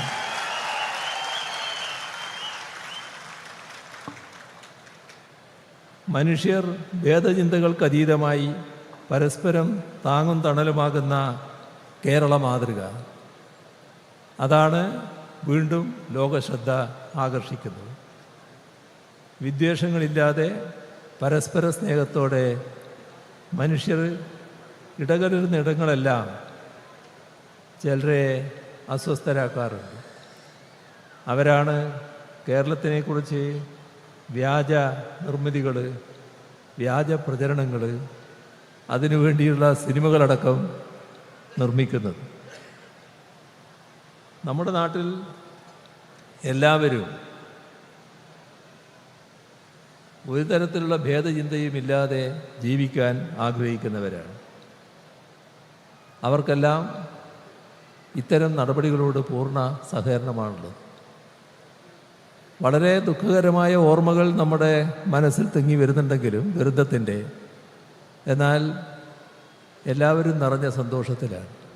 ഇവിടെ പുതിയ വീടുകളിൽ താമസിക്കുന്നതിനെക്കുറിച്ചാണ് നാം ആലോചിക്കുന്നത്. എന്നാൽ ഇതേ നിമിഷം താമസ സ്ഥലത്ത് നിന്ന് ആക്രമിക്കപ്പെടുന്നവർ, കൊല ചെയ്യപ്പെടുന്നവർ നമ്മുടെ ലോകത്തിൻ്റെ വിവിധ ഭാഗങ്ങളിൽ ഉണ്ടാവുകയാണ്. വല്ലാത്ത നടുക്കത്തിലാണ് നമ്മുടെ നാടും ലോകവും ഇപ്പോഴുള്ളത്. മനുഷ്യർ തമ്മിൽ പാലിക്കുന്ന മര്യാദ പോലെ തന്നെ രാജ്യങ്ങൾ തമ്മിൽ മര്യാദകൾ പാലിക്കേണ്ടതുണ്ട്. ഒരു രാജ്യത്തിൻ്റെ അതേ അഭിപ്രായം തന്നെ ആവണം മറ്റൊരു രാജ്യത്തിന് എന്ന് നിർബന്ധിക്കാനാവില്ല. പക്ഷേ നമ്മുടെ നാട്ടിൽ സാധാരണ തെമ്മാടികൾ സ്വീകരിക്കുന്ന നില ചില തെമ്മാടി രാഷ്ട്രങ്ങൾ ഇപ്പോൾ സ്വീകരിക്കുകയാണ്. ആ തെമ്മാടി രാഷ്ട്രങ്ങൾക്ക് നേതൃത്വം കൊടുക്കുന്നത് അമേരിക്കൻ സാമ്രാജ്യത്വമാണ് എന്നതാണ് ഏറ്റവും കടുത്ത അനുഭവം.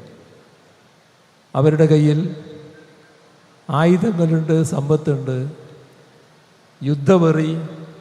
പിന്നെ സാധാരണഗതിയിൽ ഒരു രാജ്യത്തിന് നേതൃത്വം കൊടുക്കേണ്ട മാനസികാവസ്ഥയുള്ളയാൾ തന്നെയാണോ അവിടെ നേതൃത്വം വഹിക്കുന്നത് എന്ന ശങ്ക.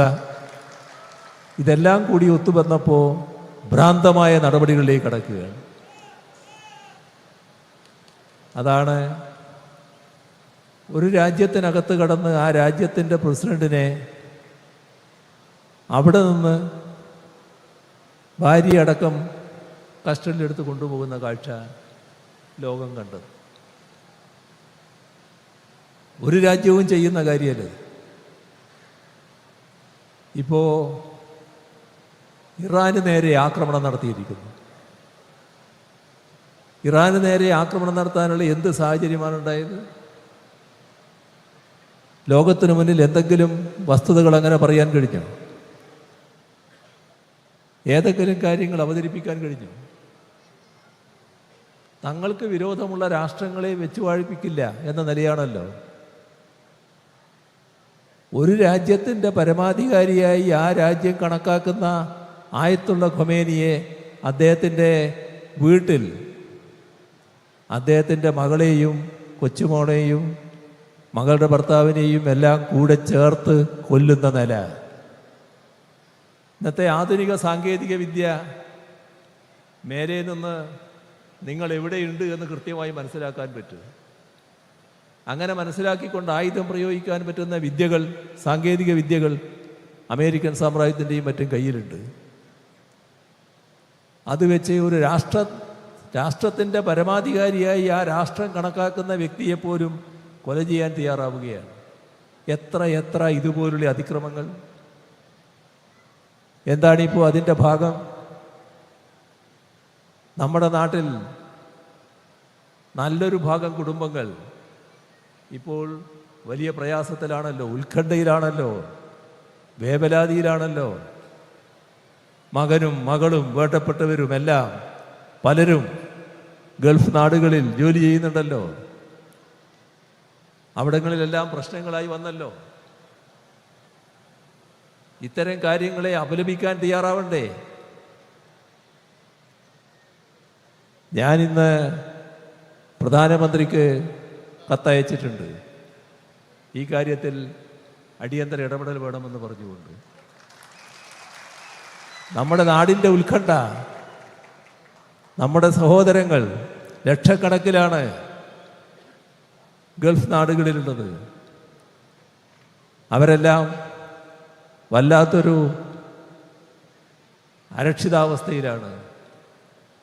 ഇതെല്ലാം ഉണ്ടാക്കി വെച്ചത് ഈ അമേരിക്കൻ സാമ്രാജ്യത്വത്തിൻ്റെ ഭ്രാന്തമായ നടപടികളാണ്. അവർക്കതിനു പറ്റിയ ചങ്ങാതി മറ്റൊരു ലോകതെമ്മാടി ഇസ്രയേൽ. ഈ രണ്ടു കൂട്ടരും കൂടിയാണ് ഇതെല്ലാം കാട്ടിക്കൂട്ടുന്നത്. അമേരിക്കൻ സാമ്രാജ്യത്വം കാണിക്കുന്ന ഇത്തരം കാര്യങ്ങൾക്കെതിരെയുള്ള ശക്തമായ വികാരം നാം ഒന്നടങ്കം പ്രകടിപ്പിക്കേണ്ടതാണ് എന്നുകൂടിയാണ് എനിക്ക് ഈ ഘട്ടത്തിൽ പറയാനുള്ളത്. നമ്മുടെ നാടിൻ്റെ ഒരുമയുടെയും ജനങ്ങളുടെ ഐക്യത്തിൻ്റെയും നാം പ്രകടിപ്പിക്കുന്ന സാഹോദര്യ ബന്ധത്തിൻ്റെയും ഭാഗമായി നാടും ജനങ്ങളും എല്ലാം നൽകിയ പിന്തുണയുടെ ഭാഗമായാണ് ഈ ടൗൺഷിപ്പ് പൂർത്തിയാക്കാൻ നമുക്ക് കഴിഞ്ഞത്. നിറഞ്ഞ സന്തോഷത്തോടെ ഈ ടൗൺഷിപ്പിൻ്റെ ആദ്യഘട്ടം പൂർത്തീകരിച്ചതായി അറിയിച്ചുകൊണ്ട് അവസാനിപ്പിക്കുന്നു. നിങ്ങൾക്കെൻ്റെ സ്നേഹാഭിവാദനങ്ങൾ. അടുത്തതായി ഒന്നാം ഘട്ട വീടുകൾ ലഭിച്ച ഗുണഭോക്താക്കൾക്ക് പട്ടയ വിതരണം നടത്തുന്ന ചടങ്ങാണ്. ഗുണഭോക്താക്കൾക്ക് പട്ടയം കൈമാറുന്നതിനായി ബഹുമാനപ്പെട്ട മുഖ്യമന്ത്രിയെ സാദരം ക്ഷണിക്കുന്നു. ആദ്യ ഗുണഭോക്താവായി അവ്യക്ത് എം, കിഴക്കേ തെക്കുംകര വീട്, വെള്ളാർമല.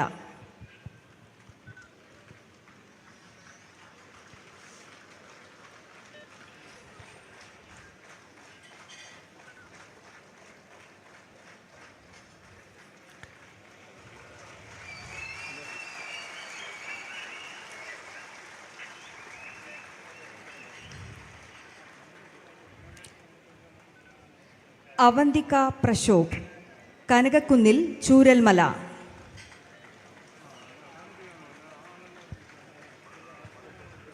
മാധവി, ഗോകുലം വീട്, വെള്ളാർമല.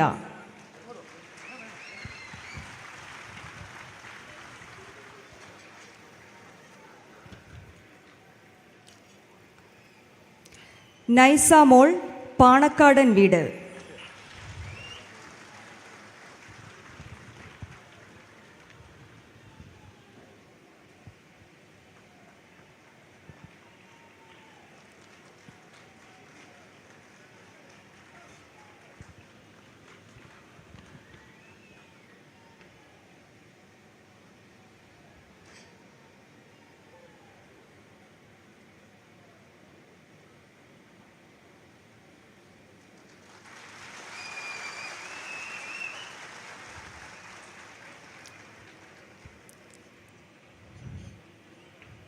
നൈസാമോൾ, പാണക്കാടൻ വീട്.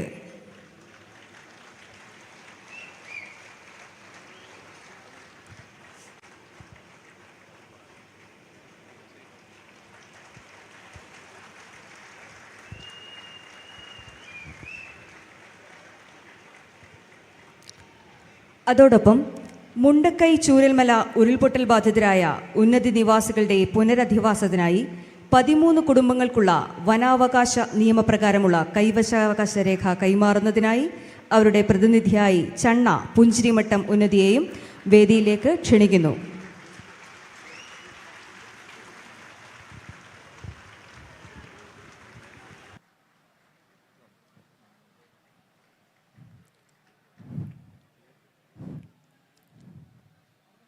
അടുത്തതായി KSFEയുടെ ഫണ്ട് ഉപയോഗിച്ച് നിർമ്മിക്കുന്ന കൽപ്പറ്റ ജനറൽ ആശുപത്രിയുടെ അനക്സ് ബ്ലോക്കിന്റെ നിർമ്മാണ ഉദ്ഘാടനം നിർവഹിക്കുന്നതിനായി ബഹുമാനപ്പെട്ട മുഖ്യമന്ത്രിയെ സാദരം ക്ഷണിക്കുന്നു.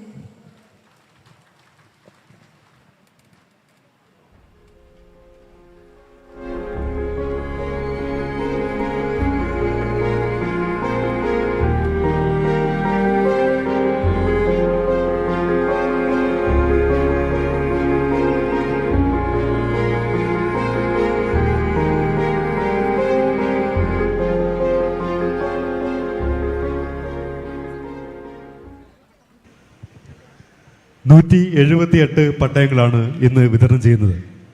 178 പട്ടയങ്ങൾ വിതരണം ചെയ്തതിനായി അതോടൊപ്പം തന്നെ ഡിവൈഎഫ്ഐ സംഭാവന ചെയ്ത TV-യും ഇന്ന് നൽകുന്നുണ്ട്.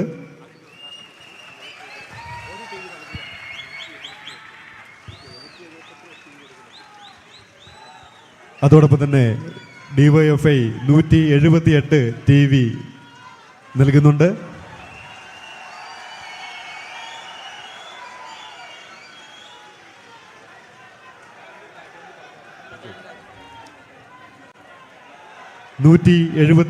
പട്ടയങ്ങൾ വിതരണം ചെയ്തതിനായി 15 കൗണ്ടറുകളാണ് ക്രമീകരിച്ചിട്ടുള്ളത്.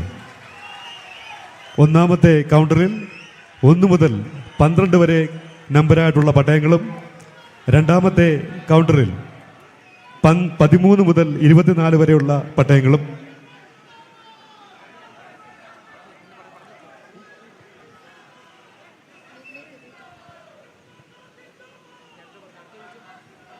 വയനാട് മാതൃകാ ടൗൺഷിപ്പിന്റെ 1-ാം ഘട്ട നിർമ്മാണത്തിന്റെ പ്രോജക്ട് റിപ്പോർട്ട് അവതരിപ്പിക്കുന്നതിനായി റവന്യൂ ദുരന്ത നിവാരണ വകുപ്പ് സെക്രട്ടറി ശ്രീ MG രാജമാണിക്യം IAS-നെ സാദരം ക്ഷണിക്കുന്നു. ബഹുമാനപ്പെട്ട മുഖ്യമന്ത്രി അടക്കമുള്ള വേദിയിലുള്ള വിശിഷ്ടരെ, സുഹൃത്തുക്കളെ, എല്ലാവർക്കും നമസ്കാരം. പുനരധിവാസത്തിൻ്റെ ഉദ്ഘാടനമാണ് നാം സാക്ഷ്യം വഹിച്ചത്. ഈ എൽസ്റ്റോൺ എസ്റ്റേറ്റിൽ മാതൃക ടൗൺഷിപ്പ് ഇന്ന് ആദ്യഘട്ടമായി ഉദ്ഘാടനം നടത്തിയപ്പോൾ ഏകദേശം 49 ഹെക്ടറിലുള്ള 121 ഏക്കറോളം വ്യാപിച്ച് കിടക്കുന്ന ഈ ടൗൺഷിപ്പ് 410 കുടുംബങ്ങൾക്ക് 7 സെന്റ് വീതമുള്ള സ്വന്തം പ്ലാട്ടുകൾ 1000 ചതുരശ്ര അടി വീതമുള്ള വീടുകളാണ് നിർമ്മിച്ച് നൽകിയിട്ടുള്ളത്. ഏകദേശം 299 കോടി രൂപ ചെലവിലാണ് കൽപ്പേട്ട എൽസ്റ്റോൺ എസ്റ്റേറ്റിൽ ഈ ടൗൺഷിപ്പ് നിർമ്മിച്ചിരിക്കുന്നത്. Uralungal labour cooperative contract society എന്ന കരാറുകാരും അതുപോലെ തന്നെ കിഫ്കാനാണ് project management consultant, special officer, CBO doctor Arun, collector ഉൾപ്പെടെ ഉള്ളവരാണ് ഈ പ്രോജക്റ്റിൽ നേതൃത്വം വഹിച്ചത്.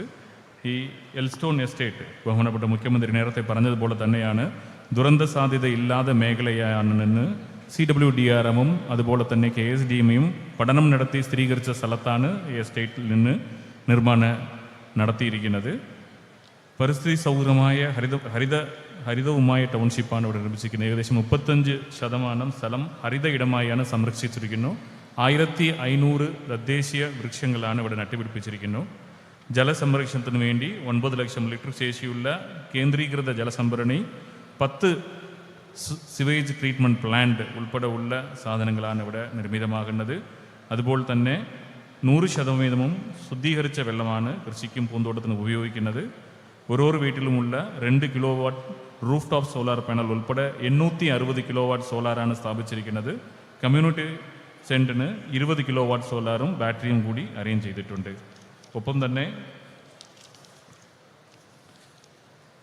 നേരത്തെ തന്നെ ബഹുമാനപ്പെട്ട മുഖ്യമന്ത്രി പറഞ്ഞതുപോലെ 58 ഘട്ട പരിശോധനയ്ക്ക് ശേഷമാണ് ഓരോ വീടും പൂർത്തീകരിക്കുന്നത്. അതുപോലെ തന്നെ സിവിൽ വർക്കുകൾക്ക് 5 വർഷത്തെ വാറണ്ടി, ഇലക്ട്രിക്കൽ വർക്കുകൾക്ക് പൂർണ്ണമായ ഡിഫക്റ്റ് ലയബിലിറ്റി ഉൾപ്പെടെയുള്ള 5 വർഷത്തെ വാറണ്ടിയോട് കൂടിയാണ് വീടുകൾ നിർമ്മിച്ചിരിക്കുന്നത്. വീടുകൾ 2ാം നില പണിയാൻ സാധിക്കുന്ന രീതിയാണ് നിർമ്മിച്ചിരിക്കുന്നത്. ഒപ്പം തന്നെ ഈ 327 കുടുംബങ്ങളും ടൗൺഷിപ്പുകളും വീട് നമ്മൾ തിരഞ്ഞെടുത്ത് ഇത് പദ്ധതിയുടെ ജനസ്വീകാര്യതയെ വ്യക്തമാക്കുന്ന രീതിയിലുള്ള ഈ ടൗൺഷിപ്പിൽ ഇന്ന് 178 ഗുണഭോക്താക്കൾക്കാണ് വീടുകളും പട്ടയവും കൈമാറിയിരിക്കുന്നു. ബാക്കി വരുന്നവർക്ക് എത്രയും പെട്ടെന്ന് തന്നെ കൈമാറുന്നുണ്ട്. ഒപ്പം തന്നെ 11.42 kilometre road, 11.5 kilometre drainage, 9.8 kilometre sewerage main, 10.2 kilometre utility duct ഉൾപ്പെടെയുള്ള നിർമ്മാണ പ്രവർത്തനങ്ങളാണ് ഈ ടൗൺഷിപ്പിൽ നിർമ്മിച്ചിരിക്കുന്നത്. ബിൽഡ് ബാക്ക് ബെറ്റർ എന്ന ദുരന്ത നിവാരണ തത്വത്തിൻ്റെ മൂർത്തിഭാവമാണ് ഈ ടൗൺഷിപ്പ്. ലോകത്തിൽ ഏറ്റവും മികച്ച ദുരന്ത പുനരധിവാസ മാതൃകകൾ ഒന്നായി ഇത് വിലയിരുത്തപ്പെടും. ഒപ്പം തന്നെ നമ്മൾ ഈ സർക്കാരിൻ്റെ നിശ്ചയദാർഢ്യവും ജനങ്ങളുടെ പിന്തുണയും ചേർന്ന് ഈ അപൂർവ നേട്ടത്തിൽ ഞാൻ ഈ റിപ്പോർട്ട് ഇവിടെ ദുരന്തബാധിതമായ എല്ലാ കുടുംബങ്ങൾക്കും സമർപ്പിച്ചുകൊണ്ട് നിർത്തുന്നു. നന്ദി, നമസ്കാരം. അടുത്തതായി സദസ്സിനെ അഭിസംബോധന ചെയ്ത് സംസാരിക്കുന്നതിനായി വേദിയിലുള്ള എല്ലാ വിശിഷ്ട അതിഥികളെയും പ്രതിനിധീകരിച്ചുകൊണ്ട് ഈ ചടങ്ങിലെ വിശിഷ്ടാതിഥിയായ ബഹുമാനപ്പെട്ട പട്ടികജാതി പട്ടികവർഗ വികസന വകുപ്പ് മന്ത്രി ശ്രീ OR കേളു അവർകളെ സാദരം ക്ഷണിക്കുന്നു.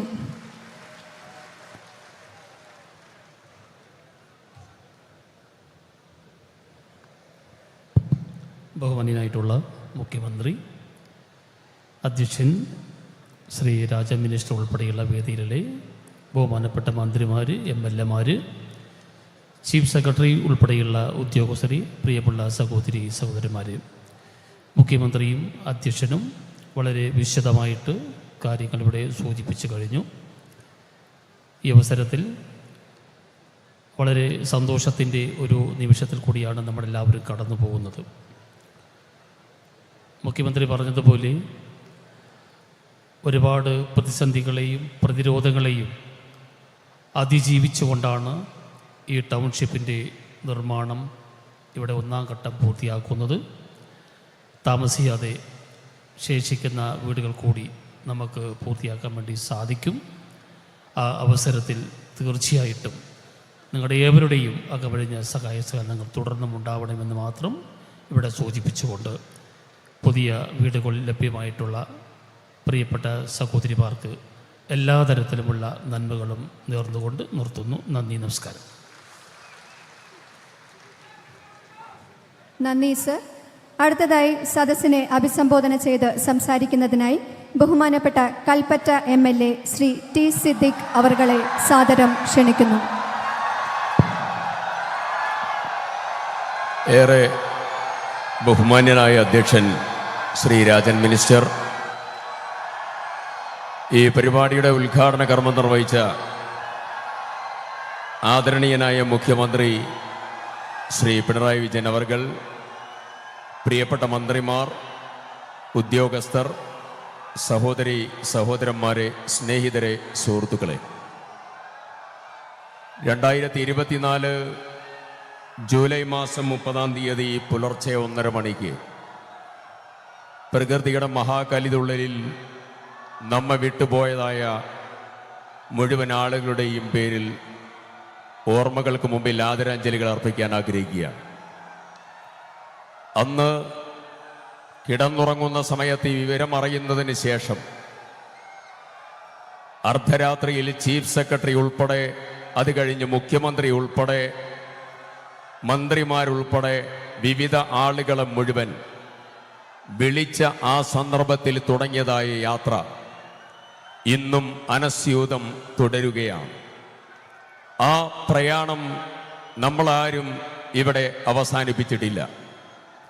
ദുരന്തത്തെ, മഹാദുരന്തത്തെ അതിജീവിച്ചതായിരിക്കുന്ന ആളുകൾ, ആ അതിജീവിച്ചതായ ആളുകളെ ജീവിതത്തിലേക്ക് തിരിച്ചു കൊണ്ടുവരാൻ സർക്കാരും വിവിധ രാഷ്ട്രീയ സംഘടനകളും പൊതുസമൂഹത്തിൻ്റെ ഭാഗമായിട്ടുള്ള സംഘടനകളും എല്ലാവരും നടത്തുന്നതായിരിക്കുന്ന കഠിനമായിട്ടുള്ള പ്രയത്നമുണ്ട്. ആ പ്രയത്നത്തെ നമ്മളെല്ലാവരും ചേർന്ന് നിന്ന് അഭിവാദ്യം ചെയ്യാൻ ഈ അവസരം വിനിയോഗിക്കുകയാണ്. മറ്റൊരു പ്രധാനപ്പെട്ട കാര്യം, ദുരന്തവുമായി ബന്ധപ്പെട്ടുകൊണ്ട് ഉന്നത വിദ്യാഭ്യാസ മേഖലയിൽ, ആ മേഖലയിലെ മുണ്ടക്കൈയിലെ ചൂരൽമലയിലെ MBBS-ന് പഠിക്കുന്ന, MCA-ക്ക് പഠിക്കുന്ന, ആർട്സ് ആൻഡ് സയൻസ് കോളേജിൽ പഠിക്കുന്ന, വിവിധ കോളേജുകളിൽ പഠിക്കുന്ന, അമേരിക്ക അടക്കമുള്ള കോളേജുകളിൽ പഠിക്കുന്ന വിവിധ കുട്ടികളുണ്ടായിരുന്നു. ആ കുട്ടികളിൽ ഒരാളെപ്പോലും വീഴാതെ അവരെ പഠിപ്പിക്കാൻ MLA എന്ന രീതിയിൽ MLA കെയറിൻ്റെ പദ്ധതി ആവിഷ്കരിച്ച് സമ്പൂർണമായി നടപ്പിലാക്കാൻ സാധിച്ചു എന്നുള്ള ചാരിതാർത്ഥ്യം ഈ സന്ദർഭത്തിൽ രേഖപ്പെടുത്താൻ ആഗ്രഹിക്കുന്നു. ഒരൊറ്റ കാര്യം മാത്രം സംസാരിച്ചുകൊണ്ട് അവസാനിപ്പിക്കുകയാണ്. ബാക്ക് ടു ഹോം കിറ്റുകളും റിലീഫ് ക്യാമ്പുകളിലെ ചിൽഡ്രൻ പാർക്കുകളും അങ്ങനെ തുടങ്ങി ജീവിതത്തിലെ ഓരോ സന്ദർഭങ്ങളിൽ അവർക്ക് വേണ്ടി നടത്തിയ, വിവിധങ്ങളായ തലങ്ങളിൽ നടത്തിയ, നമ്മളെല്ലാവരും നടത്തിയതായിരിക്കുന്ന ഇടപെടലുകൾ, ആ ഇടപെടലുകൾ ഇനിയും നമുക്ക് പൂർത്തീകരിക്കാനുണ്ട്. ഇവിടെ 178 വീടുകളാണ്. ആ 178 വീടുകൾ 1-ാം ഘട്ടത്തിൽ ഇവിടെ ആശ്വാസകരമായ രീതിയിലാണ് ഇവിടെ പൂർത്തീകരിക്കപ്പെടുന്നത് എന്നുള്ളത് സന്തോഷകരമായ അനുഭവമാണ്. ബഹുമാന്യനായ മന്ത്രി ഇവിടെ സംസാരിച്ചവളെ സൂചിപ്പിച്ചു, തറക്കല്ലിട്ട് ആരും പോവില്ല, ഇന്നലെ 52 വീടുകൾ ഇന്നലെ കൈമാറിയിട്ടുണ്ട്. ബാക്കി എല്ലാ വീടുകളും കൈമാറാനുള്ള നടപടികളും നമ്മളെല്ലാവരും സ്വീകരിച്ചു. സർക്കാരിനോട് ചേർന്ന് നിന്ന് ദുരന്തബാധിതരുടെ പുനരധിവാസ പ്രക്രിയയിൽ ഏതെല്ലാം തലത്തിൽ മുന്നോട്ട് പോകാമോ ആ മുന്നോട്ടുള്ള പ്രവർത്തനത്തിന് രാവും പകലുമില്ലാതെ ഒഴിഞ്ഞ് പ്രവർത്തിച്ചതായിരിക്കുന്ന ആളുകളാണ് നമ്മളെല്ലാവരും ഒറ്റക്കെട്ടായി പ്രവർത്തിച്ചവരാണ്. ഈ ദുരന്തബാധിതർ ഒരാൾ പോലും അസ്വസ്ഥതയുടെ ഒരു ശബ്ദം പോലും ഇവിടെ ഉണ്ടാക്കില്ല. കാരണം അവർ നേരിൻ്റെ അനുഭവത്തിൻ്റെ സാക്ഷികളാണ്.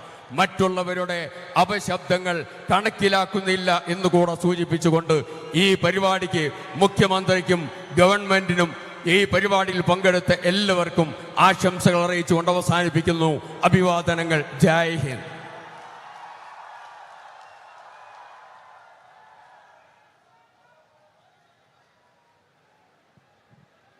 ഈ ചടങ്ങിലെ വിശിഷ്ടാതിഥികളായ എല്ലാവരെയും പ്രതിനിധീകരിച്ചുകൊണ്ട് സമയപരിമിതി മൂലം നന്ദി അർപ്പിക്കുന്നതിനായി Wayanad township project special officer Shri S Suhas IAS-നെ സാദരം ക്ഷണിക്കുന്നു.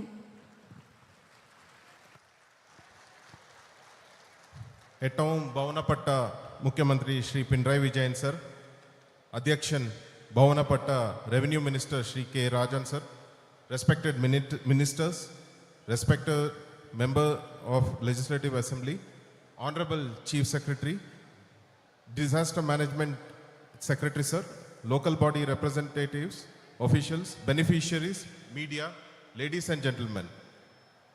നിരവധി ചാലഞ്ചസ് ഓവർകം ചെയ്തുകൊണ്ട് ഈ പ്രോജക്റ്റിനെ ഫസ്റ്റ് ഫേസ് ചുരുങ്ങിയ സമയത്തിൽ കംപ്ലീറ്റ് ചെയ്യാൻ കഴിഞ്ഞത് നമ്മുടെ ഏറ്റവും ബഹുമാനപ്പെട്ട മുഖ്യമന്ത്രി പിണറായി വിജയൻ സാറിൻ്റെ ഗൈഡൻസ് കൊണ്ടാണ്. പ്രോജക്റ്റിനായി നിരവധി വകുപ്പുകളെ ഏകോപിപ്പിച്ചുകൊണ്ട് ഓണറബിൾ ചീഫ് മിനിസ്റ്ററുടെ നേതൃത്വത്തിൽ ഒരു സ്പെഷ്യൽ അഡ്മിനിസ്ട്രേറ്റീവ് മെഷീനറി തന്നെ ഫോം ചെയ്തു. വയനാട് ടൗൺഷിപ്പ് പ്രോജക്റ്റ് ഇനോഗ്രേറ്റ് ചെയ്ത ഏറ്റവും ബഹുമാനപ്പെട്ട മുഖ്യമന്ത്രി ശ്രീ പിണറായി വിജയൻ സാറിനെ ഹൃദയത്തിൻ്റെ ഭാഷയിൽ നന്ദി അറിയിക്കുന്നു. അധ്യക്ഷൻ ബഹുമാനപ്പെട്ട revenue minister Shri K Rajan സാറിനും ഈ ചടങ്ങിന് എത്തിച്ചേർന്നിട്ടുള്ള ബഹുമാനപ്പെട്ട മന്ത്രിമാരായ Shri OR Kelu sir, AK Saseendran sir, Shri PA Muhammad Riyas sir എന്നിവർക്കും സാദരം നന്ദി അറിയിക്കുന്നു. ബഹുമാനപ്പെട്ട Kalpetta MLA Shri T Siddique, local body representatives എന്നിവർ ഉൾപ്പെടെ എല്ലാ ജനപ്രതിനിധികൾക്കും നന്ദി അറിയിക്കുന്നു. Chief secretary doctor A Jayathilak സാറിനും നമ്മുടെ revenue disaster management secretary Shri MG Rajamanickam സാറിനെയും ഈ പ്രോജക്റ്റ് സമയബന്ധിതമായി പൂർത്തിയാക്കാൻ സഹായിച്ച പ്രോജക്റ്റ് ഇംപ്ലിമെൻറ്റേഷൻ യൂണിറ്റും കിഫ്ബി, ULCCS, ജില്ലാ collector, district administration, PWD, KSEB, Kerala water authority, CIAL ഉൾപ്പെടെ ബന്ധപ്പെട്ട എല്ലാ departments and officials, local body representatives, മറ്റു വിശിഷ്ട അതിഥികൾക്കും മാധ്യമ പ്രവർത്തകർക്കും ഹൃദയനിറഞ്ഞ നന്ദി അറിയിക്കുന്നു. Thank you.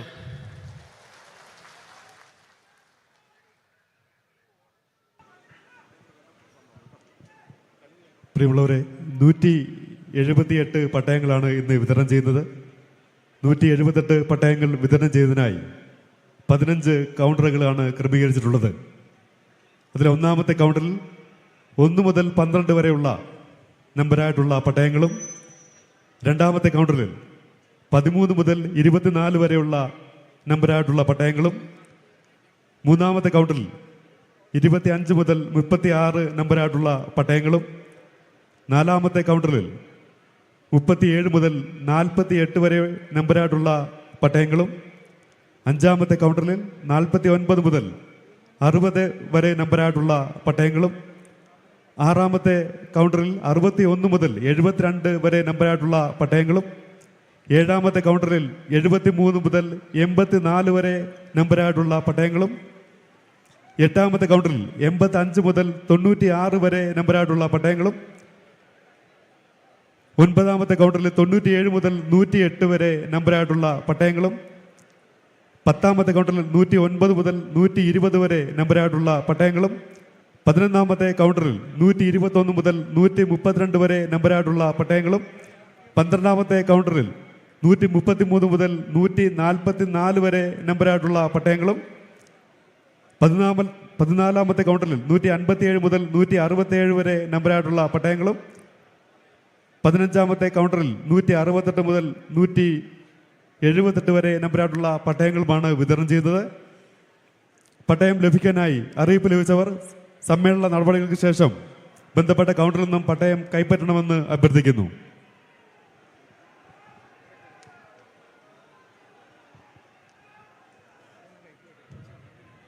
ഈ ചടങ്ങ് ഔദ്യോഗികമായി അവസാനിച്ചെന്ന് അറിയിക്കുന്നു.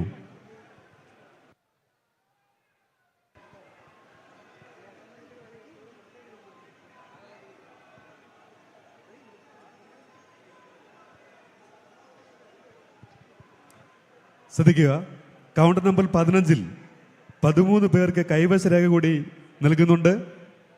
കൈവശ രേഖ ലഭിക്കുന്നതിന് വേണ്ടി 15-ാം നമ്പർ കൗണ്ടറിൽ എത്തിച്ചേരണമെന്ന് അറിയിക്കുന്നു.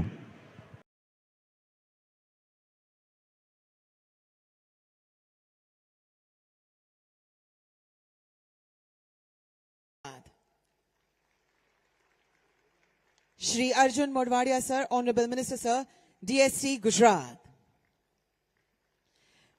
We welcome Shri M.K. Das, Chief Secretary, Government of Gujarat.